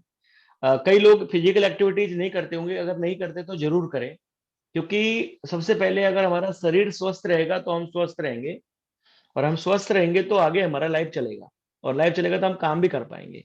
तो जो भी आपको अच्छा लगता है वो काम मॉर्निंग में करिए। आप किसी को अगर दौड़ना अच्छा लगता है दौड़िए, जिसको खेलना अच्छा लगता है खेलिए, योगा करना अच्छा लगता है योगा करिए। मतलब फिजिकल एक्टिविटीज आप जरूर करिए। मेरा कहने का मतलब ये है, जो लोग करते हैं वो ठीक है, जो नहीं करते वो शुरू करें। क्योंकि अगर आप ये सिर्फ नहीं करते, तो जैसे मैं मॉर्निंग में बैडमिंटन खेलने जाता हूँ 1.5 घंटे के लिए, तो मेरा रूटीन है, पहले नहीं खेलता था। जब मेरी एज 35 तक होती तब मेरा वेट ज्यादा था, और अभी मेरी एज 46 से 47 हो रही है, लेकिन मेरा वेट घटा है, बढ़ा नहीं है। उसका रीजन वही था कि मेरे को 7-8 साल हो गया। हालांकि मैं पूरा फॉलो अप नहीं कर पाता हूँ, लेकिन फिर भी बैडमिंटन खेलने जरूर जाता हूँ मॉर्निंग के अंदर। वो मेरी कोशिश रहती है कि कैसे न कैसे करके अपने ले जाऊं। उससे क्या होता है, एक तो एनर्जेटिक रहता हूँ दिन भर, दूसरा ऐसा लगता है कि यार सिर्फ एक ही काम नहीं कर रहा हूँ दिन भर, एलआईसी एलआईसी एलआईसी, तो उससे भी थोड़ी निजात मिल जाती है। देखो आदमी के अंदर सब जगह सबकी इच्छाएं होती है, तो वो भी आपको काम करना है। इसके अलावा आप अपनी चॉइस के काम भी करिए। चॉइस मतलब जो भी आपको अच्छा लगता है, जैसे कि मैंने ये खेलने का बता ही दिया। इसके अलावा अगर आपको लगता है कि मूवी देखना मुझे अच्छा लगता है, मूवी देखो। आपको लोग धार्मिक काम करना अच्छा लगता है, धार्मिक काम करिए। कहने और समाज का काम करना अच्छा लगता है, समाज का काम करिए। कोई एक्टिविटीज में करना चाहता है, एक्स्ट्रा एक्टिविटीज करिए। मतलब आपका पसंद का वर्क भी आपको करते रहना, ताकि आपको लाइफ में बोरियत महसूस ना हो। और इसके बाद में जब आपको जो भी टाइम बचा, उसमें 100% आपको अपने काम पे फोकस करना है, 100%। उसमें फैमिली को पीछे रखना होता है कई बार। ऐसा नहीं है कि सबके साथ प्रॉब्लम होती है, मेरे को भी प्रॉब्लम होती है फैमिली के साथ एडजस्टमेंट। कई बार ऐसा होता है कि आप टाइम देते नहीं हो, लेकिन धीरे धीरे आपको समझेंगे वो लोग भी। धीरे धीरे आपको समझेंगे कि हाँ, ये मेरा मेरा पैशन है काम करना, मैं पैसों के लिए नहीं कर रहा हूँ। तो ये बच्चे भी आपके समझेंगे, आपकी वाइफ भी आपको समझेगी, आपका परिवार भी समझेगा, और एक दिन आपके वो जो प्रोग्रेस पे प्राउड फील करेंगे। लेकिन वो आपको समझाना पड़ेगा धीरे धीरे, एकदम से नहीं समझेगा। आप जब वर्क करोगे, आपकी प्रोग्रेस आएगी, तो लोग आपको सपोर्ट करेंगे। सबसे पहले घर वाले ही करेंगे, फिर आपके समाज वाले करेंगे, फिर आपको मिलने वाले करेंगे। तो आपको जो प्रॉब्लम होती है वो सब नहीं होगी। लेकिन कई लोग कहते हैं वो सब होती है, तो वो चीजें आपको धीरे धीरे मिटेगी। तो मेरा कहने का मतलब ये है, आपको जो है पूरा काम, जब आप काम कर रहे हो तो आपको एलआईसी फर्स्ट इस पे काम करना पड़ेगा। एलआईसी फर्स्ट, उस समय आपको अपने काम भी लिंगर ऑन करने पड़ेंगे। लिंगर ऑन जैसे मान लो आपको लगता है कि मेरे को शॉपिंग करने जाना है, तो यार 2 दिन बाद में जाओ जब आपको टाइम होता। आपको लाइक जैसे मान लो कोई और काम ऐसा करना है जो अपन 2 दिन 3 दिन बाद में कर सकते हैं, उसको आप बाद में लिंगर ऑन करते हैं। एलआईसी फर्स्ट पे आपको लाना पड़ेगा। और ज्यादातर लोग क्या करते हैं, एलआईसी को सेकंड रखते हैं, फर्स्ट और चीज लेके आते हैं। तो फिर वो फर्स्ट है, तो फिर फर्स्ट तो प्रायोरिटी फर्स्ट ही रहनी चाहिए। अगर आपको फर्स्ट रहना है, आगे बढ़ना है, तो प्रायोरिटी को आपको फर्स्ट पे लेके आना ही पड़ेगा। तो ये चीज आपको करनी है। और अगर नहीं कर रहे हैं तो बहुत अच्छी बात है। कई लोग साथी लोग कर रहे हैं तो बहुत अच्छी बात है। नहीं कर, देखो मैं जो चीज बता रहा हूँ मेरा अपना अनुभव बता रहा हूँ। हो सकता है कि मेरा अनुभव सही ना हो, कई लोगों को लगे कि यार नहीं यार ये चीज सही नहीं है, हम जो कर रहे हैं हमारा अनुभव। तो आप अपने अनुभव पे काम करते रहिए। मेरा कहने का मतलब एक सफलता मिलनी चाहिए, चाहे आपके अनुभव से मिले, चाहे मेरे अनुभव से मिले, चाहे किसी और के अनुभव से। जहां से भी आपको जो प्रेरणा मिलती है वो लेनी चाहिए। चाहे जहां से भी प्रेरणा मिले, जिस किसी से भी मिले, वहां से आपको प्रेरणा लेते रहना चाहिए। और जब आप ये इम्प्लीमेंट कर रहे हैं, तो आपको मैंने कहा एलआईसी फर्स्ट प्रायोरिटी आपको रखनी है, तो आपको करनी है। उसके बाद आप देखना देखना रिजल्ट आपको ऑटोमेटिक आना शुरू हो जाएगा। स्लो स्लो आएगा रिजल्ट, क्योंकि मान लो जैसे कि मैंने कहा 2010 तक मेरा लगन था, जुनून था, मुझे नंबर बनाना है। तो वह बहुत तेजी से बढ़ा। तेजी से मतलब एक 2000 में मेरा प्रोबेशन हुआ, तो मेरी 1100 पॉलिसी प्रोबेशन पीरियड में हुई। उसके बाद में जो अगले साल मैं 2700 पॉलिसी में पहुंच गया, नेक्स्ट ईयर सीधा ही। देन थर्ड ईयर मेरी पॉलिसी हो गई थी 4000। फिर फोर्थ ईयर पहुंच गया तो 5700, और फोर्थ 5700 करके मैं डिवीजन में टॉप कर गया। देन उसके बाद में 8000 गया, कई बार 8000 रही, तो फिर घटने शुरू हुई। ये आपका यूलिप पिटा। यूलिप के बाद में कई लोगों को प्रॉब्लम हुई, मेरे को वही यूलिप पिटने के बाद में, क्योंकि यूलिप में पैसा मिला नहीं लोगों को ढंग से, या हमने कहीं गलती कर दी समझाने में। प्रोडक्ट बहुत अच्छा था, लेकिन हम कहीं गलती कर गए। 3 साल का बोल के एजेंट होकर हमारा वो कई नुकसान हुआ, सब लोगों को हुआ, मुझे भी हुआ, बहुत लोगों को हुआ। फिर उसके बाद में आपका प्रोडक्ट बंद हो गया 2013 के अंदर, फिर जीएसटी आ गया। और एक बार ऐसा लगा कि यार सब कुछ गड़बड़ हो गया। लेकिन वापस धीरे धीरे जब शुरू किया, तो वापस से ऐसा लगा कि नहीं यार।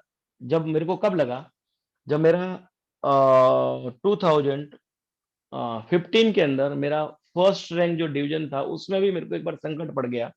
और संकट ऐसे पड़ा कि मेरे पिताजी की डेथ हो गई थी, और 9 मार्च को हुई थी। देन मुझे उसको लगा कि वापस 27-28 तारीख को मैं वापस आ रहा था, तो उसमें मैं 500 पॉलिसी से पिछड़ रहा था। और मुझे लगा था कि मैं क्या करूं, क्योंकि मेरे को ऐसा लगता है कि यार मैं फर्स्ट नहीं हूं तो मतलब कुछ नहीं है, ऐसा फील होता है अंदर से। अगर फर्स्ट नहीं है तो कुछ मतलब नहीं है। तो फिर मुझे लगा मैं क्या करूं, और फिर मुझे बहुत टेंशन हुआ। फिर मैं घूमा, हालांकि मैं वापस से 5-6 दिन की मेहनत करके और मैंने पिकअप किया और लास्ट में करके और मैं 90 पॉलिसी से टॉप रहा। लेकिन वो उस दिन मेरी जमीन हिल गई अंदर से नीचे से कि यार अगर मैं ऐसे ही चलता रहा तो भाई वो दिन दूर नहीं है जब मैं ये मेरे स्थान चला जाएगा। और वापस से सोचना शुरू किया, नहीं मुझे वापस करना है। और उसका रिजल्ट आते आते आते टाइम लगा। अब लोग सोचते थे कि नहीं यार रिजल्ट आना चाहिए, तुरंत रिजल्ट नहीं आता। मेरे को टाइम लगते लगते, ऐसा नहीं कि मेरा आज जो 17 एमडीआरटी बने एक दिन में बन गए, एक साल में बन गया, ऐसा नहीं है साथियों, ये 3-4 साल की मेहनत है। तो 3-4 साल में रिजल्ट निकल के आया। जैसे मैंने कहा कि यार मुझे ये चीजें करनी ही है, तो धीरे धीरे धीरे धीरे धीरे धीरे बढ़ते बढ़ते बढ़ते बढ़ते आगे अब ऐसा कॉन्फिडेंस आ गया दोबारा से। 2008 to 10 तक का जो कॉन्फिडेंस था टॉप करना है, अब वो कॉन्फिडेंस है टॉप करना है। अब मुझे ऐसी चीजें फील होती है कि मैं टॉप कर लूंगा, इजी गोइंग कर लूंगा। और अगर किसी कारण से नहीं भी होता है तो होना तो पड़ेगा, टॉप तो एक दिन होना ही पड़ेगा, चाहे इस साल हो फिर अगले साल हो। हालांकि मुझे उम्मीद है कि इस साल मैं कर लूंगा, लेकिन फिर भी कई लोग और मेहनत करते हैं, बहुत सारे लोग मेहनत करते हैं, लेकिन मुझसे ज्यादा मेहनत करते हैं लोग। लेकिन फिर भी मेरे दिमाग में तो है, मैं अपनी ईमानदारी के साथ काम कर रहा हूं ना। अपने हाथ में क्या चीज है, पूरी 100% एफर्ट करना पूरी मेहनत के साथ में। बाकी रिजल्ट क्या रहता है वो छोड़ दो। तो अगर हम मेहनत भी ना करें फिर रिजल्ट की अपेक्षा करें तो वो तो पॉसिबल नहीं हो। पहले अपने अंदर से पूरी मेहनत करके और पूरी ईमानदारी के साथ मेहनत करते हुए आपको आगे बढ़ना है। देन आप पूरा मेहनत करो, रिजल्ट आपको अपना आप दिखेगा। हो सकता है जितना आपने सोचा उतना नहीं आएगा। कई लोगों को, जैसे मैं भवानी से बात कर रहा था, इन्होंने 10 की प्लानिंग की थी, 5 रह गए, 5 ही बन पाए। ऐसा नहीं है कि 5 बने तो है, क्या पहले 5 थे? नहीं थे ना। यस। तो तो आपने 10 को सोचा तो 5 बने, तो भाई अब की बार 20 सोचोगे 10 बनेंगे। कहने का सेंस ये है कि जितना आप मेहनत करोगे उतना रिजल्ट आएगा, बट उसमें अपन सोचते चीजें कई बार हमारे अकॉर्डिंग नहीं होती है। जैसे मान लो मैं अपने अपना एग्जांपल दूं, तो मेरे 2 एजेंट एमडीआरटी होने तो वाले थे एक्स्ट्रा, उनके एक एक्सीडेंट हो गया 3 दिन पहले। और जब 27 तारीख को उसके जब प्रपोजल्स वगैरह आए हुए थे, कुछ चीजें गड़बड़ थी लेकिन रह गया। एक जने के उसकी वाइफ का मतलब ऐसे कोई सिलेंडर जलने से जल गई, वो हॉस्पिटलाइज हो गए, वो काम नहीं कर पाए। 2 जने, एक जने को, और तो कहने का सेंस ये हुआ कि वो जो 2 बनने वाले लोग थे वो भी नहीं बन पाए। तो परिस्थितियां कभी भी किसी के साथ भी ऐसी हो सकती है। लेकिन अगर आपने रियल सेंस में और पूरी ईमानदारी के साथ मेहनत स्टार्टिंग से लक्ष्य बड़ा लेते हुए करी तो आप कर लोगे। लेकिन फिर वो लक्ष्य इतना बड़ा भी नहीं कि आप उसको मतलब लोग मजाक भी समझना शुरू करें या खुद को भी लगे कि यार मैं ऐसा नहीं कर पाऊंगा। पूरा फिजिकली मेहनत करके आप जितना सोच सकते हो ना, उससे 1.5 गुना 2 गुना लक्ष्य लो। क्या जैसे मान लो आपको लगता है कि मेरी टीम में 20 लोग ऐसे हैं जो एमडीआरटी कर सकते हैं, या मेरी टीम में 10 लोग ऐसे हैं जो एमडीआरटी कर सकते हैं, तो आप 10 से तो करना ही है, 5 लोग एक्स्ट्रा बन बात करो। तब वो 5 लोग कोई न कोई फेल होंगे, तब आपने जो सोचा ना उसका 50% रिजल्ट कहीं आएगा। जैसे कि मैंने अभी टारगेट स्टार्टिंग 50 लोगों का लिया था स्टार्टिंग के अंदर, कि 50 लोगों को एमडीआरटी मुझे करनी है। घटते घटते घटते लास्ट तक, मैं जब दिसंबर का मंथ आया तो मेरा टारगेट रह गया था 23-24, क्योंकि ये दिख रहा था सामने एक रिजल्ट नहीं आ रहा है। तो जब बिल्कुल आदमी मेहनत कर नहीं रहा है, आपके कहने से खाली वो लिस्ट में नाम लिखा दिया उसने, लेकिन उसके अकॉर्डिंग उसने कुछ भी मेहनत नहीं की है, तो अपन को पता ये कुछ नहीं कर पाएगा। अब इसके पीछे टाइम वेस्ट करने का मतलब नहीं है, तो छोड़ दो उसको, उस समय छोड़ दो, ताकि उसको भी लगे कि बॉस मेरे पे डिपेंड नहीं है। और दूसरे पे मेहनत करो जो आगे बढ़ रहे हैं। यानी कि जो घोड़ा दौड़ रहा होता है उसी पे अपन को सवारी करनी है। तो आपको करना क्या है कि जो आपके नजदीक पहुंच रहे हैं उनको आगे बढ़ाना है। फिर मैं 23-24 पाया तो फिर मुझे लगा लास्ट में कि यार 20 तक रह जाएगा, लेकिन 3 रह गए। फिर भी जब लास्ट के 5 दिन बचे तो मेरे को लगा 20 लोग होंगे, लेकिन 17 ही रह पाए। तो आपको मेरा कहने का सेंस ये है कि बड़ा लक्ष्य लेते हुए आपको अपनी टीम से ही सेलेक्ट करते हुए एमडीआरटी करना है। देन उसके अगर अगर अपनी टीम में ऐसा लग रहा है कि मेरे पास जो एजेंट है ऑलरेडी उसमें एमडीआरटी करने लायक पोजीशन नहीं है, या वो एमडीआरटी नहीं कर सकते, या वो लोग प्रोफेशनल एजेंट नहीं बन सकते, तो कोई बात नहीं ना, आप नए एजेंट बनाओ। क्या फर्क पड़ता है, हमारे को कौन सा मना कर दिया किसी ने, क्या मत बनाओ, मना किया क्या? हमारा तो कोई भी क्लाइंट हो सकता है। जहां हम होटल पे चाय पी रहे हैं, खाना खा रहे हैं, वो भी हमारा क्लाइंट हो सकता है ना। जो हमारा क्लाइंट कौन हो सकता है, हमारा अखबार वाला हो सकता है, हमारा चाय वाला हो सकता है, हमारा जहां से हम किराना सामान ले रहे हैं वो हमारा क्लाइंट, हमारा एजेंट हो सकता है। जो हमारा एडवोकेट सलाह दे रहा है वो हमारा क्लाइंट हो सकता है, जो हमारा सीए है वो हमारा एजेंट हो सकता है, जो हमारा डॉक्टर है वो हमारा एजेंट हो सकता है, जो हमारा फ्रेंड है वो हमारा एजेंट हो सकता है, जो हमारा रिलेटिव वो हमारा एजेंट हो सकता है, जो हमारे पड़ोसी वो हमारे एजेंट हो सकते हैं, है ना। चारों तरफ एजेंट एजेंट है। लेकिन हम सोचते ही नहीं, हम बात ही नहीं करते, हम सोचते हैं यार क्या बात करनी है, इससे बनेगा कि नहीं बनेगा, है ना। तो आप करो ना यार, बात करने में क्या जा रहा है। बात भी गरिमामय रूप से करनी है, गरिमामय रूप से करनी है, ऐसा नहीं कि चलते फिरते। अगर बात कर रहे हो तो बैठ के ढंग से समझा के फिर बात करो पूरी प्रेजेंटेशन के साथ, ताकि उसका रिजल्ट मिले आपको।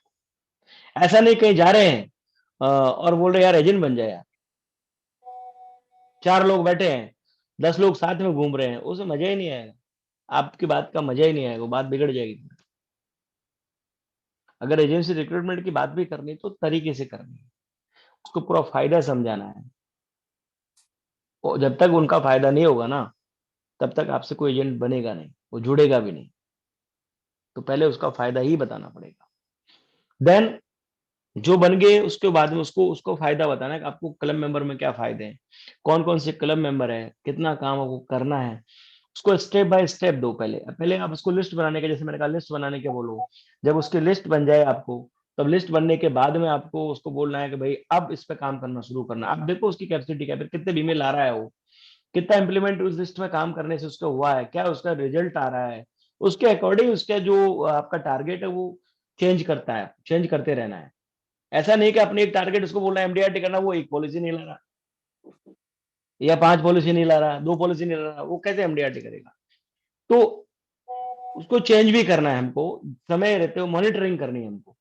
जैसे ग्रुप डालते हैं ना, A group, B group, C group, कहाँ ग्रुप में आपको डालना, उसको उस ग्रुप में फिट करना है। वो हमारा काम है कि ये जैसे मान लो सेलेक्टर्स करते हैं इंडियन क्रिकेट टीम में, कभी ये नहीं खेल रहा है तो इसको बाहर निकालो, इसको डोमेस्टिक क्रिकेट में भेज दो, इसको जो है आईपीएल में भेज दो, इसको कहीं और भेज दो, इसको इंडियन टेस्ट में ले लो, इसको बैडमिंटन, इसको वनडे में ले लो, इसको T20 में ले लो। ऐसे ऐसे करते हैं ना सेलेक्टर्स। तो आप भी सेलेक्टर्स हो, सेलेक्टर के रूप में काम करना है, अपनी टीम का सेलेक्टर आप ही हो, होल एंड सोल। आपकी टीम के अंदर पकड़ आपकी होनी चाहिए, ना कि आपके असिस्टेंट की हो, ना कि आपके ना। कई लोग क्वेश्चन करते हैं आपके असिस्टेंट से डील कराते, वो लिंगर ऑन, उसका रिजल्ट बहुत अच्छा तो नहीं रहता। आपकी पकड़ तो आपकी टीम में बनी रहनी चाहिए, और ना कि आपके ब्रांच मैनेजर से या किसी ज्यादा पकड़ होगी तो वो भी काम की नहीं है। कुछ टाइम में रिजल्ट आपको मिल जाएगा, लेकिन उसके दूरगामी परिणाम अच्छे नहीं होंगे। इसलिए अपनी टीम के अंदर आपको पकड़ रखनी है अपनी खुद की। बाहर की पंचायती कम हो तो ज्यादा अच्छा, सिंपल शब्दों में कहा जाए तो फिर आपको उसको टारगेट देते हो आगे बढ़ाओ। और ऐसा कोई काम दुनिया का नहीं है जो नहीं हो सकता, बस अपनी सोच बनाओ। लास्ट में इतनी चीजें कहना चाहता हूँ कि पहले अपने मन को बदलो, अपन को मन को बदल के मुझे करना क्या है, किस दिशा में जाना है, और क्या आप सिर्फ पैसा कमाने के लिए एलआईसी में आए हैं। इस सोच को बदलना पड़ेगा आपको। पैसे के साथ साथ नाम कमाना है, ये आपको रखना है। और नाम होगा साथियों तो पैसा तो भागा चला आएगा आपके पीछे। आज की तारीख में अगर मैं चाहूं तो कोई भी बड़ा होटल खोल के पैसा कमा सकता हूं, जितना एलआईसी दे रही है। लेकिन फिर भी एलआईसी में टिका हूं, कारण यही सोचता हूं कि जो कुछ दिया एलआईसी ने दिया, पहला। दूसरा, अगर मैं इस फील्ड को जानता हूं, मैं इस फील्ड को जानता हूं, मैं इस काम को समझता हूं, मैं इस काम का एक्सपर्ट हूं। अगर मैं इस काम में, जिस काम में आदमी एक्सपर्ट होता है, अगर उसमें ही टाइम ज्यादा देगा तो सफल होने का ज्यादा चांसेस उसके रहते हैं। तो आपको अपने काम को एक्सपर्ट करते हुए अपने आप को आगे बढ़ाना है और अपने आप को ये कहना है कि मुझे करना क्या है। जैसे मैंने कि ब्रांच टॉप करनी है या डिवीजन टॉप करना है या जोन टॉप करना है या ऑल इंडिया में टॉप करना है, जो भी आपको लक्ष्य लेना है, ऑल इंडिया रैंकर बनना है, डिवीजन में रैंकर बनना है, टॉप 3 में आना है, जहां भी आपको लगे एक टास्क लो, पहले उस टास्क में लग जाओ, वो पूरा हो जाए फिर आगे का टास्क लो। स्लो स्लो करके आपको करना है और उसके लिए आपको लगातार मेहनत करते रहना है। यानी टीम में रिक्रूट करना है तो रिक्रूट करना है, उनको ट्रेनिंग देनी है ट्रेनिंग दो, उनको आपने एकदम पर्सनल समझा समझा के ढंग से बात करनी है, उसके अकॉर्डिंग वो उनको मनवाना है आपको। फिर जब एजेंटों को यकीन हो जाएगा, धीरे धीरे आप यकीन मानो, आपकी टीम से जब एजेंट ज्यादा बनेंगे, ज्यादा रिक्रूट होंगे, ज्यादा एमडीआरटी होंगे, तो उनको भी लगेगा कि बॉस हम पे ही डिपेंड नहीं है और हमारे बॉस के अंदर कुछ कैपेसिटी है, तब वो ये सब चीजें करेंगे, फिर वो आपके साथ लगेंगे। नहीं तो क्या होता है, अगर ऐसा नहीं होता है तो आपको वो लोग भी ब्लैकमेल करना शुरू करते हैं इंटरनली, सामने नहीं तो इंटरनली। और हम नहीं चाहते कि हम ब्लैकमेल होके या उनसे लड़ाई करके अलग हो जाए, ऐसा नहीं करना हमको। अगर हमको हमारी बात में नहीं मान रहा है तो कोई बात नहीं, हमारा इतना ही बहुत है कि भाई फोकस करना कम कर दो बस। ऐसा लगना भी नहीं चाहिए कि आप फोकस नहीं कर रहे हो, लेकिन आपके काम के तरीके से लग जाना चाहिए, उस बंदे को थोड़ा महसूस हो जाना चाहिए बस। इस तरह हमारा कोई उद्देश्य नहीं, इसको कुछ बिगाड़ना भी नहीं है हमारा कोई, क्योंकि हमारा ही आदमी, हमारा ही बंदा है, हमको वापस उसको ट्रैक पे लेके आना है। सिर्फ कई बार क्या होता है, माँ बाप का रोल अदा करते हैं ना बच्चों के लिए, कि कब उसको डांटना होता है, कब उसको प्यार करना होता है, कब उसको मोटिवेट करना होता है, वो सब एजेंटों के साथ भी लागू है। एजेंट हमारे बच्चे जैसे ही होते हैं, हमारे भाई जैसे होते हैं, तो उनको हमको हमारा फर्ज बनता है कि हमको उनको आगे बढ़ाना है, उनकी समस्याओं को दूर करते आगे बढ़ाना है। और जब वो मोटिवेट हो जाएंगे, उनको खुद को कॉन्फिडेंस आ जाएगा कि मैं काम कर सकता हूँ, तो हो जाएगा। अभी भी 17 लोगों में से 10-12 लोग ऐसे हैं जो खुद से एमडीआरटी कर सकते हैं बिना मेरी हेल्प के। क्यों? वो ऐसे पहले स्टार्टिंग में नहीं थे, लेकिन आज वो बन गए हैं। अब उनको मेरी जरूरत नहीं है, अगर मैं छोड़ भी दूं तो वो एमडीआरटी कर लेंगे। तो आपको धीरे धीरे ऐसे एजेंट बनाने, प्रोफेशनल एजेंट बनाने, आने वाले टाइम साथियों प्रोफेशनल का ही है, चाहे एजेंट हो चाहे डेवलपमेंट ऑफिसर हो। अपने आप को आप प्रोफेशनल तरीके से बनाओगे, अपने आप को उस तरीके से रख पाओगे ना, तो आप आगे बढ़ पाओगे, नहीं तो बहुत मुश्किल होगा। क्योंकि अब जब फील्ड में जाओगे या बात करोगे लोगों के पास, तो प्राइवेट कंपनियों के पास दुनिया भर के प्रोडक्ट आए हैं, वो लोग बहुत मेहनत कर रहे हैं, उनका बैंकिंग चैनल पूरा काम कर रहा है, उनको उनका जो मैनेजमेंट है वो बहुत ज्यादा सपोर्ट करता है। तो उनसे आपको पार पानी है, तो आपको अपने आप को प्रोफेशनल तरीके से काम कराना है। तो सबसे पहले आपको मन में सोचना है कि आपको करना क्या है। दूसरा, आपको उसके अकॉर्डिंग आपको व्यवहार में चेंज करना है, उसके अकॉर्डिंग अपनी सोच बनानी है। और थर्ड, आपको जो उसके अनुसार आपको लग जाना है पूरी मेहनत करते हुए कि मुझे अब ये करना ही करना है, फर्स्ट प्रायोरिटी पे आपको वो लेना है। और जब ये करना शुरू कर दोगे तो आपको सफल होने से कोई रोक नहीं सकता, ये मेरी गारंटी है। लेकिन आपको बस एक ही चीज है, वापस से फिर मैं रिपीट कर रहा हूँ, आपको अपने आप में सोचना है कि मुझे आप टारगेट लो तो सही कि 100 एजेंट बनाने हैं मुझे इस बार, 50 बनाने हैं, बोलो तो सही यार अपने आप से, मन में सोचो तो सही, करो उस पर काम। या 10 एजेंट एमडीआरटी बनाए, 20 एजेंट एमडीआरटी बनाने, बोलो। अरे बोलोगे सोचोगे तभी तो कुछ होगा ना। आपको जिस दिशा में जाना है वो टारगेट जो आपके एरिया में है। अब कई के लोगों के पास ज्यादा पॉलिसी से या ज्यादा एजेंटों से काम बनेगा तो वो करना पड़ेगा। कई के पास एजेंट ज्यादा नहीं बनते लेकिन बड़ी बड़ी पॉलिसियां होती है, तो उसको ज्यादा एमडीआरटी का टारगेट लो। यानी कि अपना जो एरिया है, जो अपन को अच्छा लगता है, वो उसमें काम करना शुरू कर दो, इतनी बात है। और मैं इस बात को लेकर मेरी जो है बात यही खत्म करना चाहूंगा। और अब मैं चाहता हूँ क्वेश्चन आंसर के लिए कोई भी चीजें पूछे आप मुझसे, आप पूछ सकते हैं। धन्यवाद। सबसे पहले तो सर मैं बहुत बहुत धन्यवाद देना चाहूंगा आपकी एक्स्ट्रॉर्डिनरी शेयरिंग के लिए। मुझे लगता है कि आपने कोई भी ऐसा पॉइंट नहीं छोड़ा है जो कहीं चूक गया हो। बहुत अच्छा शेयरिंग जो मैंने अब तक सुना। So thank you very much आपके प्रीशियस शेयरिंग के लिए। अभी मेरा दोस्तों से रिक्वेस्ट है कि जिसको जो लगे एक एक करके सवाल आप सर से पूछ सकते हैं, प्लीज। या तो अनम्यूट करें या तो आप हैंड रेज कर सकते हैं, तो यदि आप बंद है तो मैं आपको ओपन कर सकता हूँ। आई थिंक मैंने ओपन ही रखा हुआ है, कोई भी सवाल पूछ सकता है। सर मैं सारिका बागड़े, मुंबई। मैं एक सवाल पूछना चाहती हूँ, आपने एजेंट्स को कैसे ग्रूम किया है? एजेंट्स को किस तरह से ट्रेनिंग दी है या उनके साथ रिलेशनशिप कैसे बिल्ड किया है? मैडम, जैसे मैंने कहा था कि हम बच्चों को कैसे तैयार करते हैं। बच्चा मतलब जैसे हमारा जब वो होता है तो उसको हम ये करते, बेटा ये गलत है, ये सही है, इस दिशा में जाना है, आपको ऐसे ग्रोथ करना है। तो एजेंट भी हमारे लाइक चिल्ड्रन ही है। तो हमको उनको ये समझाना था, भाई आपको ये इससे ऐसा काम करोगे तो ऐसा पैसा मिलेगा, ये काम करोगे तो आपको आपको प्रसिद्धि मिलेगी, ऐसा करने से आपको ये सब मिलेगा, और उसको मॉनिटरिंग करते रहना है। तो वो आपकी बात जरूर मानते हैं, और जब उनको रिजल्ट दिखेगा तो वो ऑटोमेटिक मानना शुरू करेंगे आपको कि यस, मुझे ये काम सही बोला मैडम ने, और वो आपको काम करेंगे। वो धीरे धीरे ग्रूम होंगे, एकदम से नहीं होंगे। आप सीधा उसको एकदम लेके जाओगे कि चल तेरे को एमडीआरटी कराती हूँ, ऐसा नहीं होगा। पहले उसको आप देखो कि वो आपका कितना कहना मानता है। उसको बोलो 5 पॉलिसी या 2 पॉलिसी या 10 पॉलिसी करते हैं, या लिस्ट बनाते हैं, उस लिस्ट में काम करना शुरू करें। जैसे मैंने कहा, वो लिस्ट बना के लाता है आपको, या आप काम कर रहे हैं तो उसके बाद देखो उसने वास्तव में फर्जी लिस्ट बनाई कि सही बनाई। तो उसको अकॉर्डिंग आपको ग्रूम करना है, उसको स्लो स्लो करके वो कितनी बात आपको मानता है, और जिस फील्ड में उसका इंटरेस्ट है ना, उसी पे आपको लगाना है उसको। बहुत जी ही मैडम। बढ़िया सर, एकदम आसान भाषा में आपने बहुत ही अच्छा समझा दिया है। Thank you. बहुत ही मतलब अभी ये काम हो सकता है रिक्रूटमेंट का जो आपने बताया, वो जो रेगुलर रिक्रूटमेंट करना है, कहीं ना कहीं पे वो जॉब छूट जाता है। या आपने जो प्रोफेशनलिज्म बताया कि डेली आपको रेगुलरली सिस्टम से काम करना है, वो बहुत बार छूट जाता है, लेकिन वो करने की कोशिश करेंगे। वो सिस्टम से काम करना जो आप बोल रहे थे, उसके बारे में थोड़ा सा और जरा डिटेल में बताएंगे तो जरा ज्यादा बेटर रहेगा। सिस्टम तो मैडम जैसे मैंने बताया कि आपको डे फिक्स कर लेना, कोशिश करें कि उस दिन आप वही काम करें। जैसे एक दिन रखें कि मेरे को एक दिन रिक्रूटमेंट पे ही फोकस करना है। एजेंट रिक्रूट कहाँ से करूँ, चाहे फील्ड से करूँ, चाहे फोन कॉल से करूँ, चाहे अपने आस पड़ोस देख के करूँ, चाहे ऑफिस से करूँ, जहां से भी करूँ।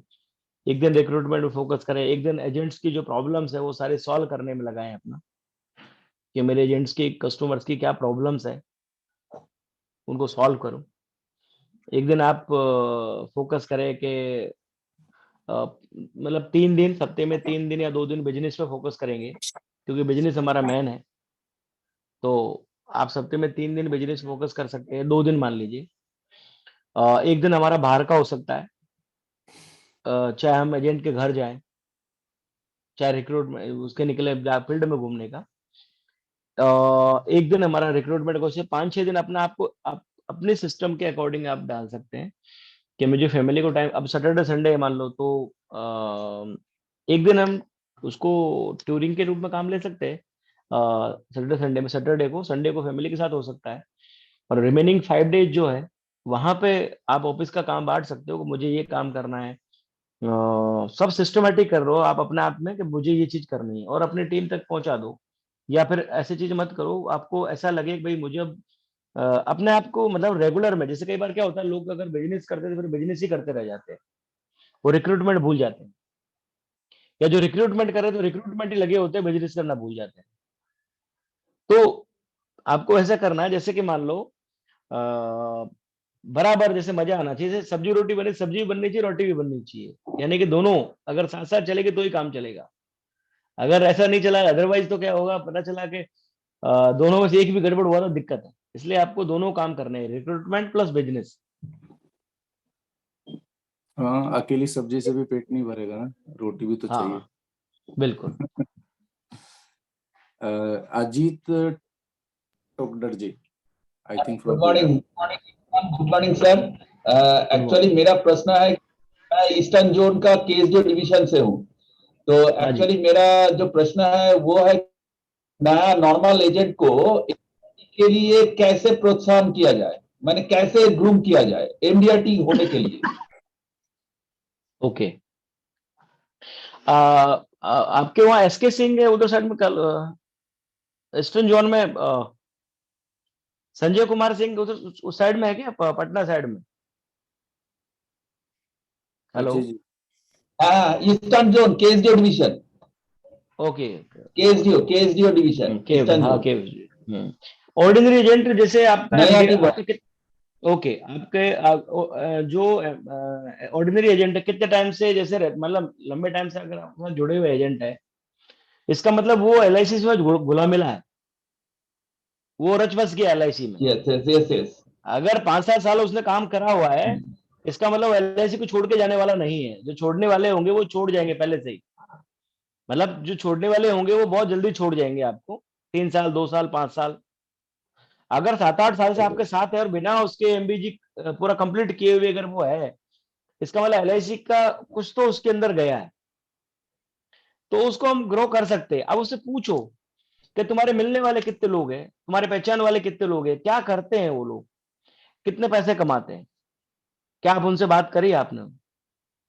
अगर आप बात करोगे उनसे, उनको प्लानिंग बतानी है, आपको रास्ता बताना है। और अगर रास्ता बता पाए आप तरीके से, तो उसका मतलब वो चल, अगर वो चल पड़ा, आपने रास्ता बताया और वो चल पड़ा, तो वो एमडीआरटी हो जाएगा। लेकिन शर्त ये है कि उसका ऐसा ऐसा रिलेशन अगर नहीं है, मान लो अब कई कई क्वेश्चन होते हैं कि यार वो बनना तो चाहता है लेकिन उसके पास ऐसे क्लाइंट बेस ही नहीं है ना, तो उसको थोड़ा टफ लगेगा बनने में, लेकिन वो क्लाइंट बेस बना सकता है अपना धीरे धीरे। तो उसको पहले बोलो कि दोस्ती डेवलप कर, अपनी फ्रेंडशिप डेवलप कर। थोड़ा पैसे वाला भी है तो एकदम उसको बोलते हैं शेडो मार्केटिंग। जैसे अगर मान लो कोई बड़ा आदमी है, उसके वहां फैक्ट्री में काम करता है कोई बंदा, अब स्टेट से पॉलिसी डायरेक्ट तो नहीं लेगा ना वो, बड़े पॉलिसी। लेकिन अगर स्टेट की गुड बुक्स में आ जाता है वो, मान लो कि यार ये बहुत अच्छा हार्ड वर्कर है, बंदा है बहुत अच्छा, देन हो सकता है उसके बाद वो पॉलिसी ले ले।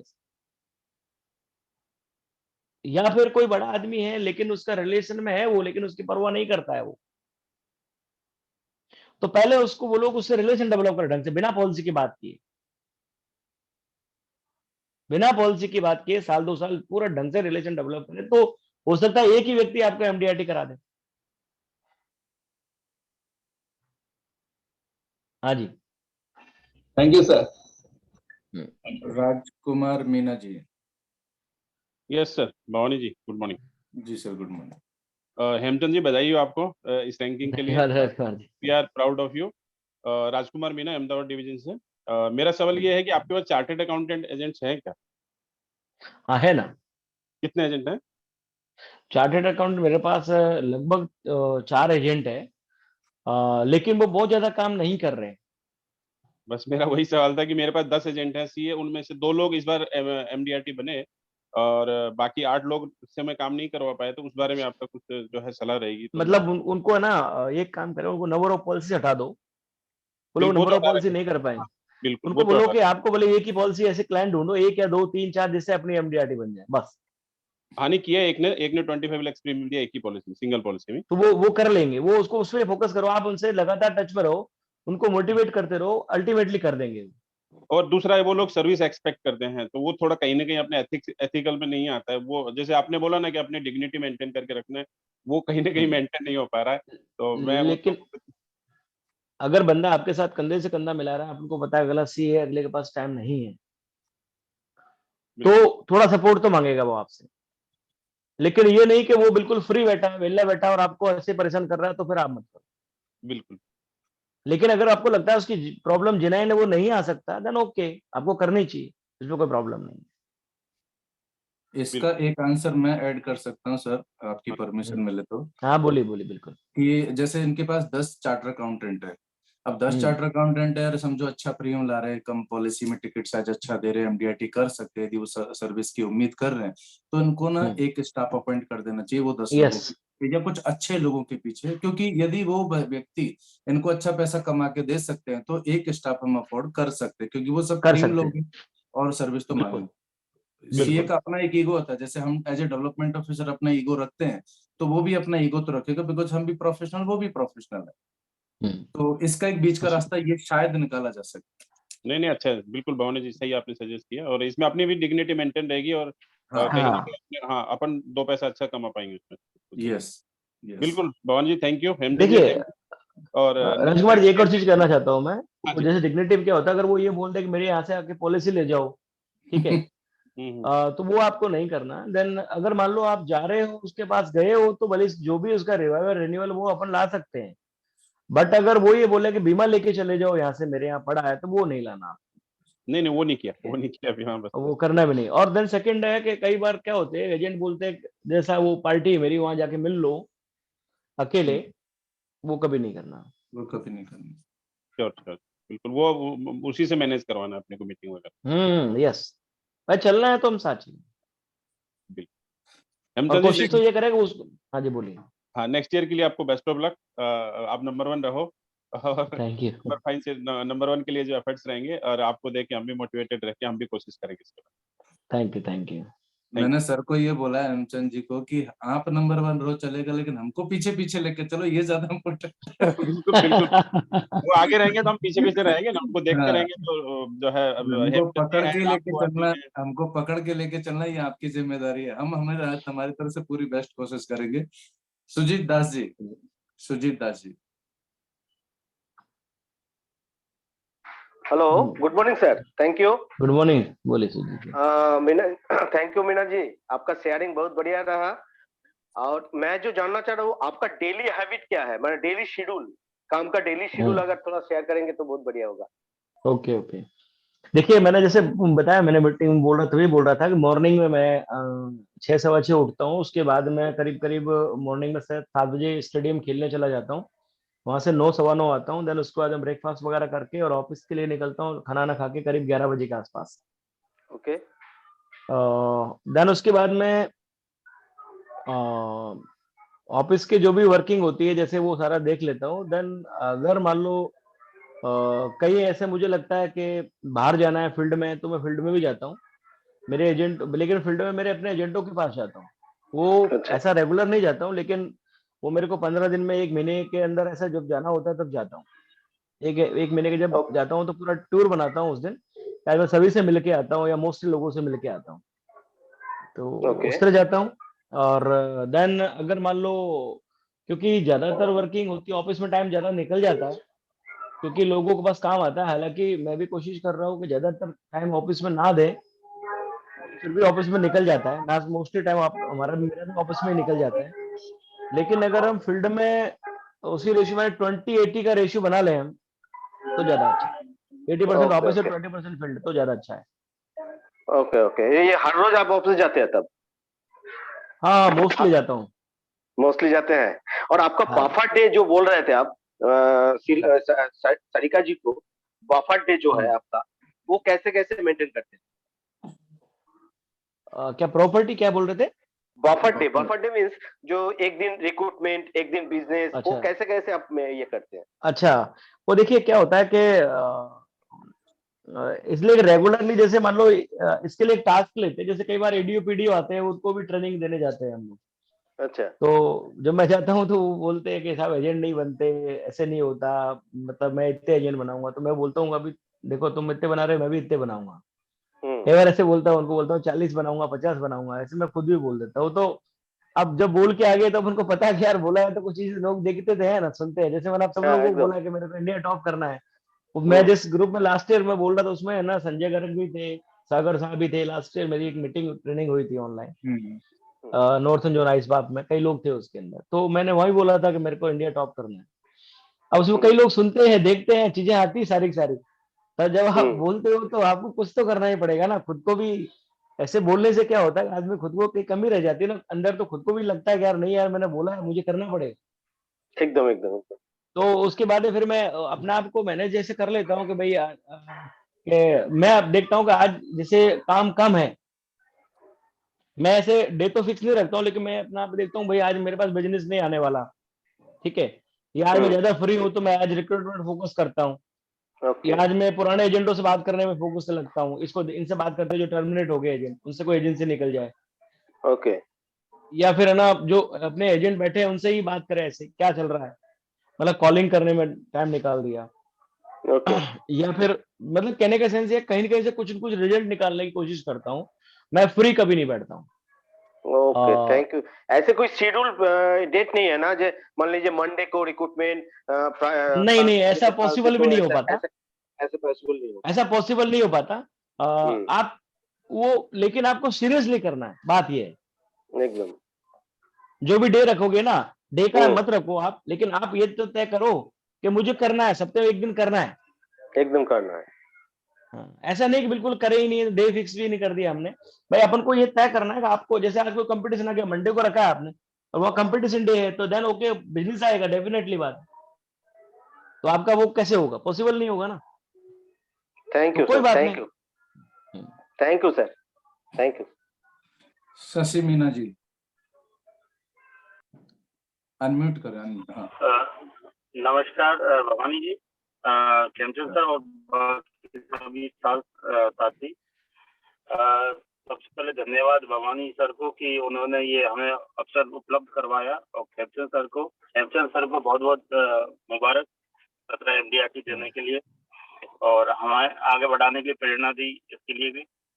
मेरा एक क्वेश्चन है सर, कई एजेंट बोलिए। ऐसे होते हैं हर टीम में ही जो करना चाहे तो बहुत अच्छा कर सकते हैं, यहाँ तक कि कुछ पॉलिसियों में ये MDRT या फिर COT कर सकते, कम चीज है, लेकिन क्योंकि उनके सोर्स ऑफ इनकम अदर भी है, उनकी इनकम की वजह से या फिर किसी कारणवश वो हमें टाइम नहीं दे पाते और हमारा उनको छोड़ने का मन नहीं करता।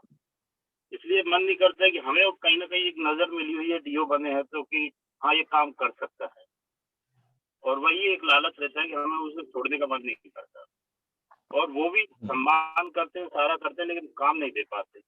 और कहीं ना कहीं आपने जो एक बात बोली थी कि हमें उनके लिए काम नहीं करना है, वो बात ही हमारे दिमाग में आती है और हम कम समय में ही उन्हें टच करना चाहते हैं कि ये जाए भी ना और हमसे दूर ना जाए, और हम भी इसके ऐसे ना लगे कि ये हमारे आगे पीछे घूम रहे हैं। हम सारी चीजों का ध्यान रखते हैं लेकिन काम नहीं निकलवा पाते। तो आपसे यही मेरा कहना है कि क्या चीज उनके सामने या फिर कौन सा फॉर्मूला यूज करें कि वो उनको हम कन्वर्ट कर पाए कि वो काम करें। देखिए, ऐसा मुझे लगता है कि अगर हमारे कोई दूसरे एजेंट अच्छा काम कर रहे हैं तो उनका एग्जाम्पल हम दे सकते हैं। उनको ये कह सकते हैं, देखिए साहब इन्होंने इतना पैसा कमाया, इतना नाम कमाया, आपके पास तो बहुत कैपेसिटी है, आप बहुत ज्यादा काम कर सकते थे, पर आपने टाइम नहीं मिला। कोई बात नहीं, आपको टाइम कम मिलता है, ऐसे करो, थोड़ा बहुत चार लोगों से बात करो पहले, या 5 लोगों से बात करो। मतलब छोटे छोटे टास्क, एक बार उनको अगर एक कुछ जैसी लगे कि आपको, जैसे ऐसे लोगों को फिर क्या करते हैं कि एक स्टारडम बताने, गैलेक्सी वाला फंडा उसको, कि देखो ऐसे नाम होता है LIC के अंदर, ऐसे ऐसे लोगों ने जो पैसा कमाया है ना। पैसे तो आप यहाँ कमा रहे हो, आपको कोई दिक्कत नहीं है, पर लोग ज्यादा नहीं पहचानते। यहाँ पर आपको पहचान मिलेगी इस प्लेटफॉर्म पे, बहुत सारे लोग आपको जानेंगे। आपका ऐसा चीजें सिस्टम बदलेगा तो हो सकता है वो माने।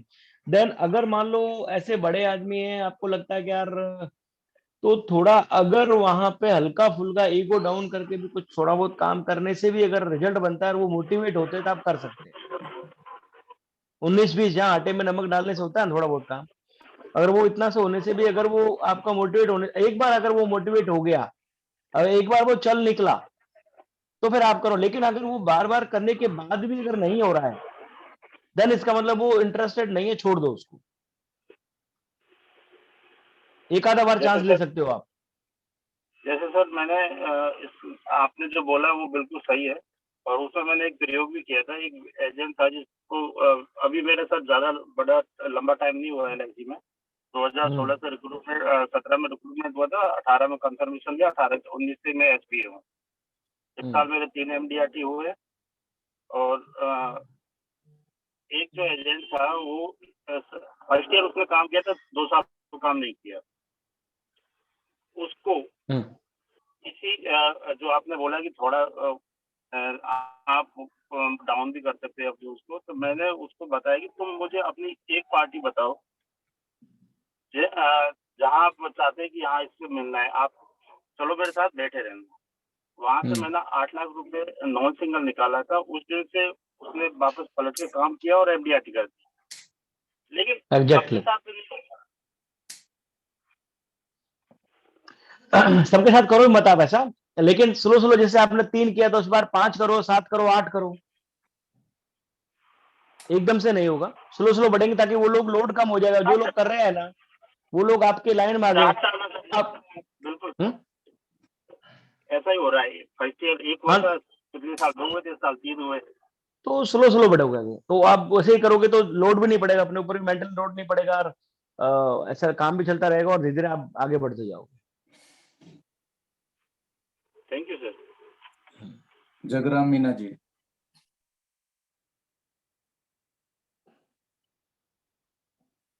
अनम्यूट कीजिए सर, अनम्यूट कीजिए। सर नमस्कार, भवानी जी नमस्कार। नमस्कार सर। हेमचंद मीना जी, आपको पहले तो बहुत बहुत बधाई। एक अच्छा सेशन फिर भी लोगों का मतलब मैं देख रहा हूँ कि अपन 100 के आसपास सोच रहे थे, तो लोग पता नहीं क्यों ऐसे घर बैठे मौके मिलते हैं उनको अटेंड नहीं करते हैं। सर मेरा एक क्वेश्चन है कि जैसे अभी आपने बोला भाई अपन अपनी टीम को ए बी सी या डी में अपन उसको बाइफरकेट करें, तो उससे क्या एक नेगेटिव मैसेज, उसको जो नेगेटिविटी आती है टीम में उसको कैसे हैंडल करेंगे सर? अरे आपको ओपन थोड़ी करना है। नहीं सर, वो तो हो ही जाता है ना। हम जैसे मान लो सपोज करो, अगर मान लो सर, अगर मैं एमडीआईटी ग्रुप लेके चल रहा हूँ, अगर मैं उसका मीटिंग ले रहा हूँ, अगर एमडीआईटी टीम का मैं मीटिंग ले रहा हूँ, तो कहीं ना कहीं से पता लग ही जाएगा भाई आज हमारी टीम की मीटिंग थी, बट वो एमडीआईटी टीम की मीटिंग थी। वो एक देखो दोनों चीजें सर, कई बार उसमें प्लस पॉइंट ये भी है भाई हम एजेंट को बोल पाते हैं भाई आप भी इस ग्रुप में आना चाहते हो तो आ जाओ, उसके लिए मेहनत बढ़ानी पड़ेगी। लेकिन कई बार मैं ऐसा किया हूं, बट कहीं ना कहीं ये डर रहता है कि जो छोटी बाकी की टीम है ना जो सी, वो धीरे धीरे स्लैग हो रही है, तो उससे बचने के लिए क्या करना चाहिए? देखो ओपनली तो चीजें जनरली अपन साल भर में ज्यादा तो टाइम नहीं करते हैं ना, बहुत टाइम तो अपन ऐसे मीटिंग नहीं करते ना कि भाई एमडीआरटी सर वालों की मंथली मीटिंग करते हैं। मंथली मीटिंग जो होती है एमडीआरटी सर। हाँ तो वो तो ओपन बोलो ना आप सबको भाई कि जिनको एमडीआरटी करनी है उनकी मीटिंग है, आओ आप, वेलकम है। मतलब ऐसा ओके नहीं है कि आप सबको सबको बोलो ना, आप क्या दिक्कत है, मैं तो सबको बोलता हूँ कि ओके भाई ओके ये एमडीआरटी सेशन है, सबकी मीटिंग है, आपको आना है। अब जिसको ओके आना है आ जाओ, वेलकम है। ओके। ना है तो ना है, हमें क्या फर्क पड़ रहा है, एक थोड़ा खर्चा ही तो हो रहा है। लेकिन फिर क्या होता है सर, एमडीआरटी मीटिंग रखी मान लो सब कुछ कीजिए, और एक दो मतलब कुछ लोग ऐसे होते हैं जिनको रेगुलर चलो भाई ठीक है कोई काम नहीं है यार, चलो सर अच्छा खाना खिला रहे हैं यार खा के आते हैं, तो जो टीम जो है, जो एमडीआरटी जो रियल मेहनत कर रहा है, वो फिर उसको ऐसा लगता है कि सर मतलब भाई कहीं ना कहीं जैसे जो व्यक्ति मतलब 2 3 4 मीटिंग अटेंड किया और अभी तक वो मान लो सब कुछ कीजिए, वो अपना मुश्किल से 10 पॉलिसी कर पाया है, और अपन को पता है उसकी कैपेसिटी नहीं है, तो वो सर थोड़ा सा अभी टफ हो रहा है उसको डिसीजन में चेंज करने में। तो ये आज प्लेटफॉर्म था तो नहीं मैं देखो, पॉलिसी पॉलिसी करना कोई क्राइटेरिया नहीं है, वो ईमानदार कितना है आपके साथ लगा हुआ, कंधे से कंधा मिलाकर रियल में मेहनत कर रहा है कि नहीं कर रहा है, वो इम्पोर्टेंट ओके है। उसने पॉलिसी कर रहा है लेकिन नहीं हो रही, कई बार वो प्रयास कर रहा है, उसको बीमा करना है, उसको एमडीआरटी बनना है, लेकिन वो नहीं कर पा रहा बेचारा, ओके तो देन उसको बूस्ट करते जाइए, चलाइए, वो बढ़ेगा, उसकी इच्छा शक्ति होनी चाहिए। लेकिन अगर वो बेवकूफ बना रहा है आपको खाली सिंपली, तो उसको छोड़ दो। मतलब कहने वाला उसकी इच्छा शक्ति पर सवाल आप देखना है, आपको खुद को देखना है कि इसकी रियल में इच्छा शक्ति है या नहीं है, या ये ऐसे ही बेवकूफ बना रहा है हमको। बाकी ओके लोगों की परवाह मत करिए, लोग क्या बोलते हैं उससे कोई फर्क नहीं पड़ता। उनको बोलो भाई इसके अंदर मैं देख रहा हूँ कैपेसिटी, ये करना चाहता है बेचारा, मैं सपोर्ट यस करना चाहता हूँ, जो करना चाहता है उसको सपोर्ट तो करो ना, यस तो सफलता जरूर मिलेगी उसको, अल्टीमेटली जो सोचेगा वो बनेगा। Okay okay.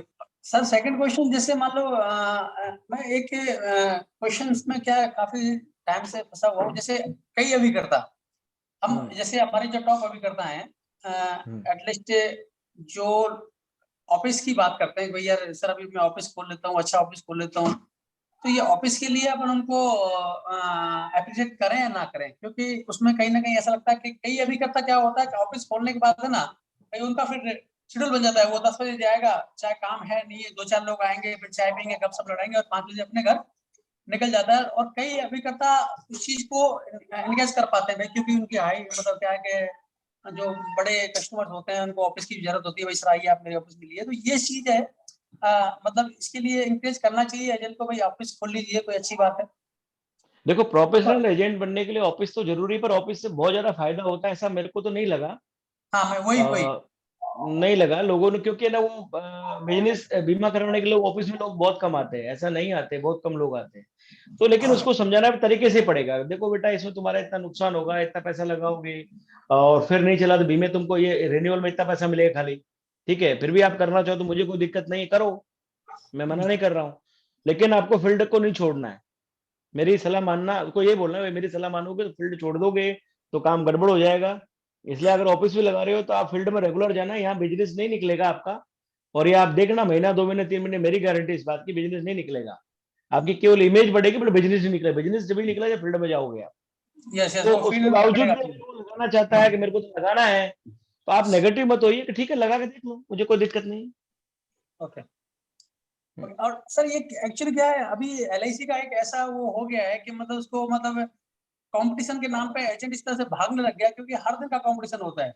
आप थ्रू आउट देख लीजिए, हमारे वेस्टर्न जोन में, मैं राजकोट डिवीजन में हूँ, गांधीधाम ब्रांच है मेरा, जगराम मीना 2009 का रिक्रूटमेंट है। तो कंपटीशन एक ऐसा हो गया है कि ये 50 रुपए, 60 रुपए, 100 रुपए पैन, डिब्बा, डिब्बी, तो वो क्या है कि अब इरिटेट, मतलब मैं जहां तक मैं समझता हूँ एज ए DU, क्योंकि हर दिन मतलब आप एक सोचिए कि महीने में कम से कम 10 कंपटीशन, 10 से 15 कंपटीशन, क्या मैं तो सोचता हूँ डेली का ये 50 रुपए, 60 डेली का। रुपए, तो उसमें क्या कहना अभी अभिकर्ता को कि आप 60 रुपए के लिए, 100 रुपए के लिए कैसे अभिकर्ता को, क्योंकि देखो हम नहीं कहेंगे तो ब्रांच मैनेजर का फोन जाएगा या मैसेज जाएगा। और गांधीधाम समझ गया एक मैं। ऐसी जगह है सर, वहाँ पे क्या है कि मतलब थोड़ा सा है ना, लोगों को ये 50-60 तो 10 रुपए वाली चीज है ना, वो जमती बहुत कम है। तो वो ऐसा हो गया है माहौल के, अभी हम तो क्या है कि कई बार हम तो AGM साहब से बोलते हैं कि सर ये कंपटीशन के चक्कर में ना हमारी आप है ना 1 2 3 करवा रहे हो जबरदस्ती, क्योंकि सर आप देखिए कि 4 बजे ना 4:30 बजे ना अगले दिन के लिए कंपटीशन आ जाएगा, ये वो और फिर क्या होता है कि उसमें जो बड़ा कंपटीशन होता है उसको कहीं ना कहीं ना हम सिलेक्ट कर देते हैं और वो उस पर ध्यान नहीं दे पाते सर। तो इसमें क्या करना चाहिए टीम को, इसके साथ अपन को, देखो भाई ठीक है मैनेजमेंट बोल रहा है बोलने दो, लेकिन अपनी टीम को अपन अपने हिसाब से चलाएं। देखो क्या होता है कि सब जगह प्रॉब्लम होती है कंपटीशन को लेकर। आपको क्या करना है, पहले तो उनको ये बोलना है सब कंपटीशन में बहुत कुछ नहीं देती है LIC, एक बिजनेस करने का आइडिया देती है कि उस तारीख को बीमा लाओगे तो आपको मोटिवेशन मिलता है, 10 कर रहे हो तो 11 कर दोगे, 5 कर रहे हो 6 कर दोगे, ये कर सकते हो, ज्यादा से ज्यादा, इससे ज्यादा कुछ फर्क नहीं पड़ेगा। तो उनको एक ही बात बोलनी, कंपटीशन को इतना ज्यादा माइंड में नहीं रखना आपको। ठीक है हम बोलते हैं कंपटीशन अच्छा आएगा तो मैं बोलूंगा अपना आप ही आपको कोई बहुत अच्छा कंपटीशन अभी आप करो। और सेकंड उनको ये मोटिवेट करना है कि अगर आपको पेन भी मिलता है प्राइज का तो वो सम्मान का प्रतीक है, ना कि पैसों का प्रतीक है।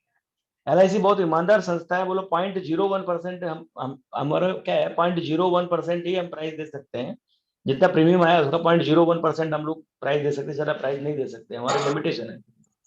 तो उस लिमिटेशन को फॉलो करते हुए LIC प्राइस निकालती है। तो अब उनको ये बोलना है भाई कि इसी में से LIC देती है, समझ लो पब्लिक को पैसा देगी। अगर प्राइवेट कंपनी की तरह जो पैसा देना शुरू करते हैं तो कुछ देंगे नहीं फिर कस्टमर्स को, इसलिए हम बहुत छोटा कंपटीशन निकालते हैं, बहुत छोटे पैसे देते हैं।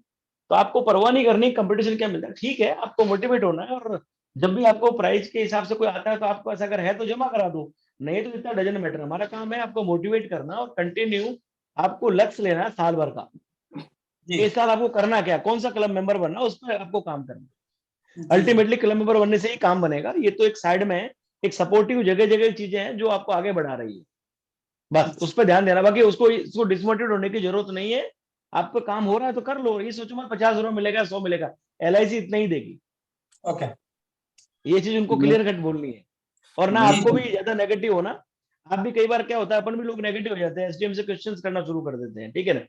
अब मैं आपसे क्वेश्चन पूछता हूँ, जो हमारी लिमिटेशन है 0.01%, हम इस तरह पैसा खर्च नहीं कर सकते, जी तो क्या कंपटीशन निकालेंगे हमारे में से? अगर मैं अभी पूछूंगा ना तो क्या कंपटीशन निकाले, कोई बोलेगा प्राइस निकालो, कोई बोलेगा कैश निकालो, कोई बोलेगा ये निकालो घूमने, कोई निकालो, हाँ मतलब 5 मतभेद यही हो जाएंगे अभी बैठ के।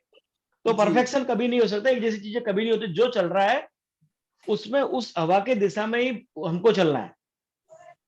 जी अगर हम विपरीत दिशा में जाएंगे तो हमको थोड़ी दिक्कत होगी। जी। इस अच्छा दूसरा कंपटीशन एक, अच्छा सर 2 क्वेश्चन और हैं भवानी जी, थोड़ा सा मतलब कि सर ये जैसे अगर मान लो अपन, जैसे आपके पास तो बहुत बड़ी टीम है, तो DO की तरफ से कंपटीशन आप इंट्रोड्यूस करते हो साथ में या नहीं? नहीं मैं करता था पहले, लेकिन मुझे लगा कि वो ठीक नहीं है तो मैंने उसको ड्रॉप कर दिया। माइनस पॉइंट क्या है सर उसके? जैसे मान लो कई बार हम माइनस पॉइंट ये है कि फिर आपको लगता है कि वो एजेंट आप पे एक तो हावी होना शुरू करते हैं कि साहब अब की बार निकालो, अब की बार निकालो, है ना। ओके तो वो उसकी कोई लिमिट नहीं होती किसी चीज की, ओके ठीक है। और देन सेकंड ये है कि जब उनको पता है DO का ही कंपटीशन है तो वो बोली क्वालिफाई और नहीं हुए, वो तो कहते हैं हमको भी दो सब क्या फर्क पड़ता है। ओके तो कई बार इसकी दिक्कतें होती है और इसका कोई दूरगामी परिणाम निकलता नहीं, कुछ टाइम तो सही रहता है लेकिन आखिरकार खराब निकलेगा। लॉन्ग टाइम नहीं चल पाएगा, क्योंकि मैनेज भी नहीं कर पाते हैं फिर, क्योंकि उनकी नहीं कर पाते हैं, नहीं कर बढ़ पाते। जाती है। जब भी आप जैसे मान लो जैसे मान लो मैंने एक फाइनेंस करना पकड़ा था स्टार्टिंग से, मैं आज भी उसको फाइनेंस को नहीं करने को छोड़ नहीं पा रहा हूँ। मतलब 100% ये जरूर था कि पहले 100% से अब 10% पे आ गए, ओके लेकिन बहुत नेगेटिव पॉइंट था ये भी, फाइनेंस करना भी। ओके जो नहीं कर रहे वो नहीं करें, और जो जी करना शुरू कर दे वो छूटेगी नहीं। एक बार जिसको एजेंट को आपने एक बार सपोर्ट कर दिया तो फिर वो मांगेगा आपसे, जरूर मांगेगा दोबारा भी। जी सर। तो ये लास्ट आदतें जितनी हो सके कम हो तो ज्यादा अच्छा है। जी sir, last question sir. Actually क्या है, जो जो एजेंट बड़ा है, सपोज करो वो उसके पास वो वेल सेटल्ड क्या, वो अपनी अपन जो सोच है उससे बहुत आगे, चाहे वो मतलब वो मतलब उसकी अपन कल्पना नहीं कर सकते हैं, वो ऐसा आदमी है। और वो मेरे पास एजेंट है मान लो, तो अब उसको अगर मान लो उसको अगर अपन को नो डाउट बिजनेस में अगर वो करना चाहे तो बहुत कुछ कर सकता है, क्योंकि मेरे पास है एक नमक का है उसका, श्री राम नमक का हाँ करके। समझ गया समझ गया। तो सर अब एक्चुअली वो रेस्पेक्ट करता है, नो डाउट। वो लास्ट में हाथ जोड़ के खड़ा हो जाता है कि मीणा जी यार अभी यार मेरे को ना प्लीज, अब मेरी प्रोफाइल ऐसी नहीं रही है, लेकिन अब आप आगे बैठते हो तो मुझे देना पड़ता है। तो अब उसको क्या मैं सपने तो दिखा नहीं सकता कि सर आप कमीशन देखिए, सर आप एमडीआईटी हो जाओगे, सर आपको ये मिलेगा। अब उसको फिर कैसे हैंडल करें, क्योंकि वो अगर मान लो ना हम उसे कोई ट्यूर की बात कर सकते हैं, ना कंपटीशन की बात कर सकते हैं, ना एमडीआईटी टैग की बात कर सकते हैं, ना कमीशन की बात कर सकते हैं। ऐसे में उस एजेंट को नो डाउट बंदा ऐसा है, रेस्पेक्ट करता है, अच्छे से करता है, बट कहीं ना कहीं है ना, हमको भी कहने में आता है कि यार इसको किस कौन से पहलू पे बात करें कि ये काम करे। उससे तो यार देखो, जो बंदा आप जो केस बता रहे हो स्पेशली केस होता है, वहां पे तो आपको एज ए फ्रेंड ही बात बनेगी आपकी। यस यस कंटिन्यू, मैंने म्यूट कर जी सर। दिया। फ्रेंडशिप से ही काम बन सकती है वहां पे। तो मोटिवेट और कोई तरीका नजर नहीं है। जब बहुत बड़ा आदमी है मान लो, उसको किस तरह की मोटिवेशन की जरूरत नहीं है किसी भी तरीके की, तो वहां तो आपको as a friend as a regard ही आपको करेगा तो ही पार पड़ेगी वो। उसे तो फिर बड़ी वहां पे पॉलिसी क्या दो हुआ, जब भी इस बार क्या हुआ, वैसे वो हर साल एमडीआईटी करता है, लेकिन इस बार क्या हुआ कि उसका 5 लाख प्रीमियम कम पड़ रहा था। और वो क्या है, पॉलिटिक्स है, तो हमारे अभी गुजरात में इलेक्शन भी थे दिसंबर के महीने में। तो अभी मैंने बोला यार, बोले यार मीणा जी एमडीआरटी से एक बात छोड़ो, इस एमडीआरटी से क्या करेंगे, क्या मतलब है बताओ आप समझो। मैं ऐसा सुन के आ गया, बाद में मेरे को लगा कि यार अगर ये नहीं करेगा तो मेरा एक एमडीआरटी कम हो जाएगा, यानी कि जो हम ब्रांच में एटलीस्ट ब्रांच में तो टॉप कर पाएंगे अगर वो एमडीआरटी करता है तो। डिवीजन में तो नहीं, लेकिन गांधीधाम ब्रांच में हम टॉप कर पाएंगे 5वें एजेंट के रूप में वो। तो मैं एटलीस्ट 27 या 28 तारीख को गया उसके पास, मैंने बोला बाबू भाई, बोला मैंने बोलिए बोलिए आइए बैठिए। फिर यार एक बात है, आप एमडीआरटी मत करिए, क्योंकि अभी यार छोड़ दीजिए, आपका आपकी प्रोफाइल अलग हो गई है, मुझे भी अच्छा नहीं लगता है। लेकिन एक बात मैं बोलूं, अगर आपके करने से, अगर आपके ये 5 लाख रुपए जो 4,80,000 प्रीमियम घट रहा है आपका, जो सिंगल शॉट है आपके लिए, तो अगर ये करने से आपकी टीम को और आपकी डीओ को अगर ब्रांच में या डिवीजन में रेपुटेशन मिले, तो उसने तुरंत दो बात के लिए केवल सर अगर ऐसा है, अगर मेरे मुझे एमडीआरटी से कोई मतलब नहीं, अगर मेरे 5 लाख प्रीमियम लाने से अगर मेरी टीम को या मेरे डीओ को ब्रांच में या डिवीजन में अगर उसको अप्रिशिएट मिलती है या उसका सम्मान होता है, तो सर ये बात आप पहले बोलते मेरे को तो अच्छी बात थी। तो उसने फिर बाद में वो 5 लाख रुपए प्रीमियम किया। तो तो कोई बात ऐसा नहीं। होता देखो है। ऐसा कई बार फ्रेंडशिप, मैंने कहा ना, इस ऐसे केस में फ्रेंडशिप ही काम आएगी और कोई तरीका नहीं है। जी जी जी सर। हाँ, तो कई बार होता है ना भाई, ये कई लोग क्वेश्चन, सर बड़ा आदमी है उससे, तो आप ऐसे बोल सकते हो भाई टीम के रूप में आप है ना, आपकी टीम है, आप टीम तो मानते हो ना उसको, आप छोड़ दीजिए, आपको कमीशन आपको एमडीआरटी ड्यूटी छोड़ दीजिए। बट अगर आप जानते हो कि मैं इस टीम में हूँ और एज ए एलआईसीएन, तो आप एक सपोर्ट कीजिए। तो ऐसा था। हाँ तो थैंक यू सर। 1-2% ऐसे लोग होते हैं जिनको अपन को ऐसा करना पड़ता जी sir. Thank you Imran ji, thank you Bhavani ji, thank you. लगभग थैंक यू सर। लगभग 1.25 घंटे हो चुके हैं सर आपको बात करते हुए। एक लास्ट सवाल के साथ में इस सेशन को मैं एंड करना चाहूंगा। सवाल ये है कि जैसे आपने बोला कि 50 लोगों को मोटिवेट किया और उसमें से 17 लोग क्वालिफाई हुए, क्योंकि हमने सेशन एमडीआरटी के लिए रखा तो उस सेशन को एंड भी एमडीआरटी के सवाल से ही करना चाहूंगा। क्या लोगों का मोरल तो डाउन होता है, लोग बीच में छोड़ के भी, आपने पूरा ग्राफ बताया, 50 से 30 आए, 30 से 23 आए, फिर 21 आए और फिर बाद में 17 पे क्लोज हो गए। तो बीच है। बीच में जो मोरल डाउन होता है तो उसके लिए मीटिंग करना या पर्सनल 1-to-1 करना, उसके मोरल को अप करने के लिए क्या तरीके आप निकालते हैं? वन मतलब हाँ 1-to-1 ही करना आपको, और उसको बोलना कोई बात नहीं, इस बार कुछ कमी रह गई है, अपन को आप बहुत अच्छा कर सकते थे, हुआ नहीं, कुछ गड़बड़ हो गई है, कुछ परिस्थितियां ठीक नहीं थी, इस बार आप जरूर कर लोगे। आप पहले दिन से लग जाना है, आप उसको एक ही बात बोलनी है। और अब क्या, फर्स्ट आना है आप। ये तो आपने नए साल के लिए बोला, लेकिन जब आपके हाँ कुछ मोरल डाउन हुए फिर वो आपने अप किया, फिर वो एमडीआरटी तक भी पहुंचे, तो ये जो प्रोसेस थी हाँ, पूरे साल की, ये आप मीटिंगों के माध्यम से कंप्लीट करते हैं नहीं एमडीआरटी की? नहीं, individual individual individual, okay, 1 to 1 करते हैं हमें ये 1 to 1 करना पड़ेगा, इंडिविजुअल में चीजें चलेगी नहीं। Very good. ठीक है सर। सो बहुत बहुत धन्यवाद, आपने बहुत कीमती समय निकाला, और मुझे लगता है कि लगभग 90 लोग थे, 70 लोग अभी भी जुड़े हुए हैं पूरे 1.25 घंटे के बाद। इसका मतलब बहुत वैल्यूएबल चीजें मिली। मैंने लगभग 25 पॉइंट्स आपके लिखे, जो मुझे लगा कि ये शायद मुझे अपील कर सकते हैं, क्योंकि सबने अपने अपने अपील करने वाले पॉइंट ही लिखे होंगे, ऐसा मैं उम्मीद करता हूँ। बट ये एकदम लाजवाब सेशन था। हम एक टॉप लीडर को, इंडिया के टॉप दिग्गज को सुन रहे हैं, जिन्होंने अपनी तरफ से पूरी ईमानदारी के साथ में शेयरिंग की कि उन्होंने क्या किया। मुझे लगता है इस ग्रुप को बहुत फायदा हुआ होगा।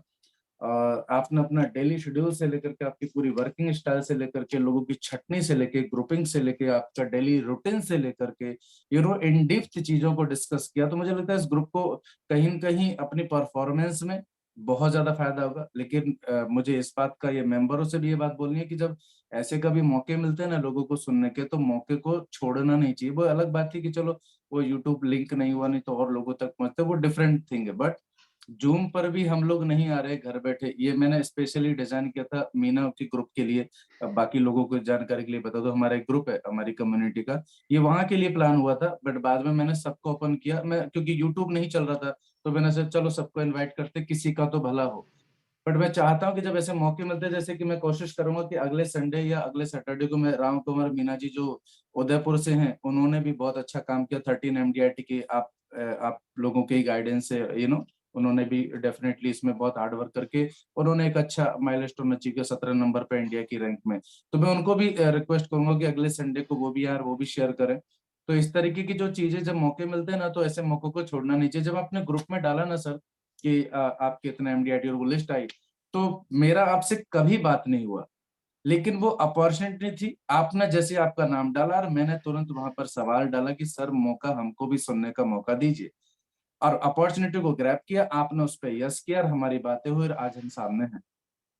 तो जब मैं ऐसी अपॉर्चुनिटी को ग्रैब कर सकता हूँ, क्योंकि मुझे आपको सुनना था, अब मैं आपसे फोन करता तो शायद वो मेरे तक ही आपकी बातें इससे ये हो पाती और शायद हम इतना डिस्कस भी नहीं कर पाते। लेकिन जब हम एक सेशन में आए हैं, तो ये बातें जो सिर्फ मेरे तक रहती वो न जाने कितने लोगों तक चली गई। तो मुझे ऐसा लगा कि चलो ये सब लोगों तक जानी चाहिए, इसलिए मैंने सेशन की डिमांड की, और सेशन में मजा आ गया। मैं सच बोलूं, दिल से मजा आ गया। जो मैं आपके प्रति सोच रहा था वो चीजें बहुत बहुत बड़े लेवल पर एक्सप्लोर हुई, जो शायद मुझे लगता है कि मुझे इस साल मुझे आगे बढ़ने में या लोगों को आगे बढ़ने में बहुत मजेदार साबित होंगी। लेकिन लोगों से मेरी ये रिक्वेस्ट है, जब ऐसे मौके मिलते हैं ना, तो उन मौकों को छोड़ना नहीं चाहिए, क्योंकि ऐसे दिग्गजों को सुनने का, इस तरीके से इस प्लेटफॉर्म पर सुनने का मौका बार बार नहीं मिलेगा, जहां पर वो बेखौफ होकर सारी बातें करेंगे और 25 तरीके के सवाल आएंगे, जिनमें पता नहीं कौन से सवाल में हमारे आंसर छुपे होंगे, जो हमको शायद पता भी नहीं होगा, या शायद हम वो सवाल पूछ भी नहीं रहे होंगे। तो ये बहुत मजेदार सेशन रहा सर। मैं एक बार फिर से आपकी कीमती समय के लिए आपको धन्यवाद बहुत थैंक यू बहुत। बोलना चाहूंगा। और ये आपको हम लोग हमारी तरफ से बेस्ट मैसेज भी देंगे कि अगले साल आप 20 नहीं, 25 नहीं, लगभग 35-40 लोग क्रिएट करके इंडिया में तहल का मचाए। और लेकिन हम साथ में ये भी बोलना चाहेंगे कि हमको भी पकड़ के लेके चले। जब जब टॉप धन्यवाद आप लोगों को बहुत बहुत। टॉप 50 की रैंक हो, तो सर कहीं कहीं 15-20 पे हम भी होने चाहिए ना। बिल्कुल आपको बिल्कुल अच्छा सर, लगेगा बिल्कुल कि बिल्कुल। आपके चेले लोग कहीं पीछे आ रहे हैं आपके। नहीं नहीं, बिल्कुल बिल्कुल। बिल्कुल। धन्यवाद जी आप लोगों को बहुत बहुत बहुत। Thank you very much sir, thank you. तो मैं इसी के साथ में दोस्तों सेशन को यहाँ पर विराम करता हूँ, स्टॉप करता हूँ।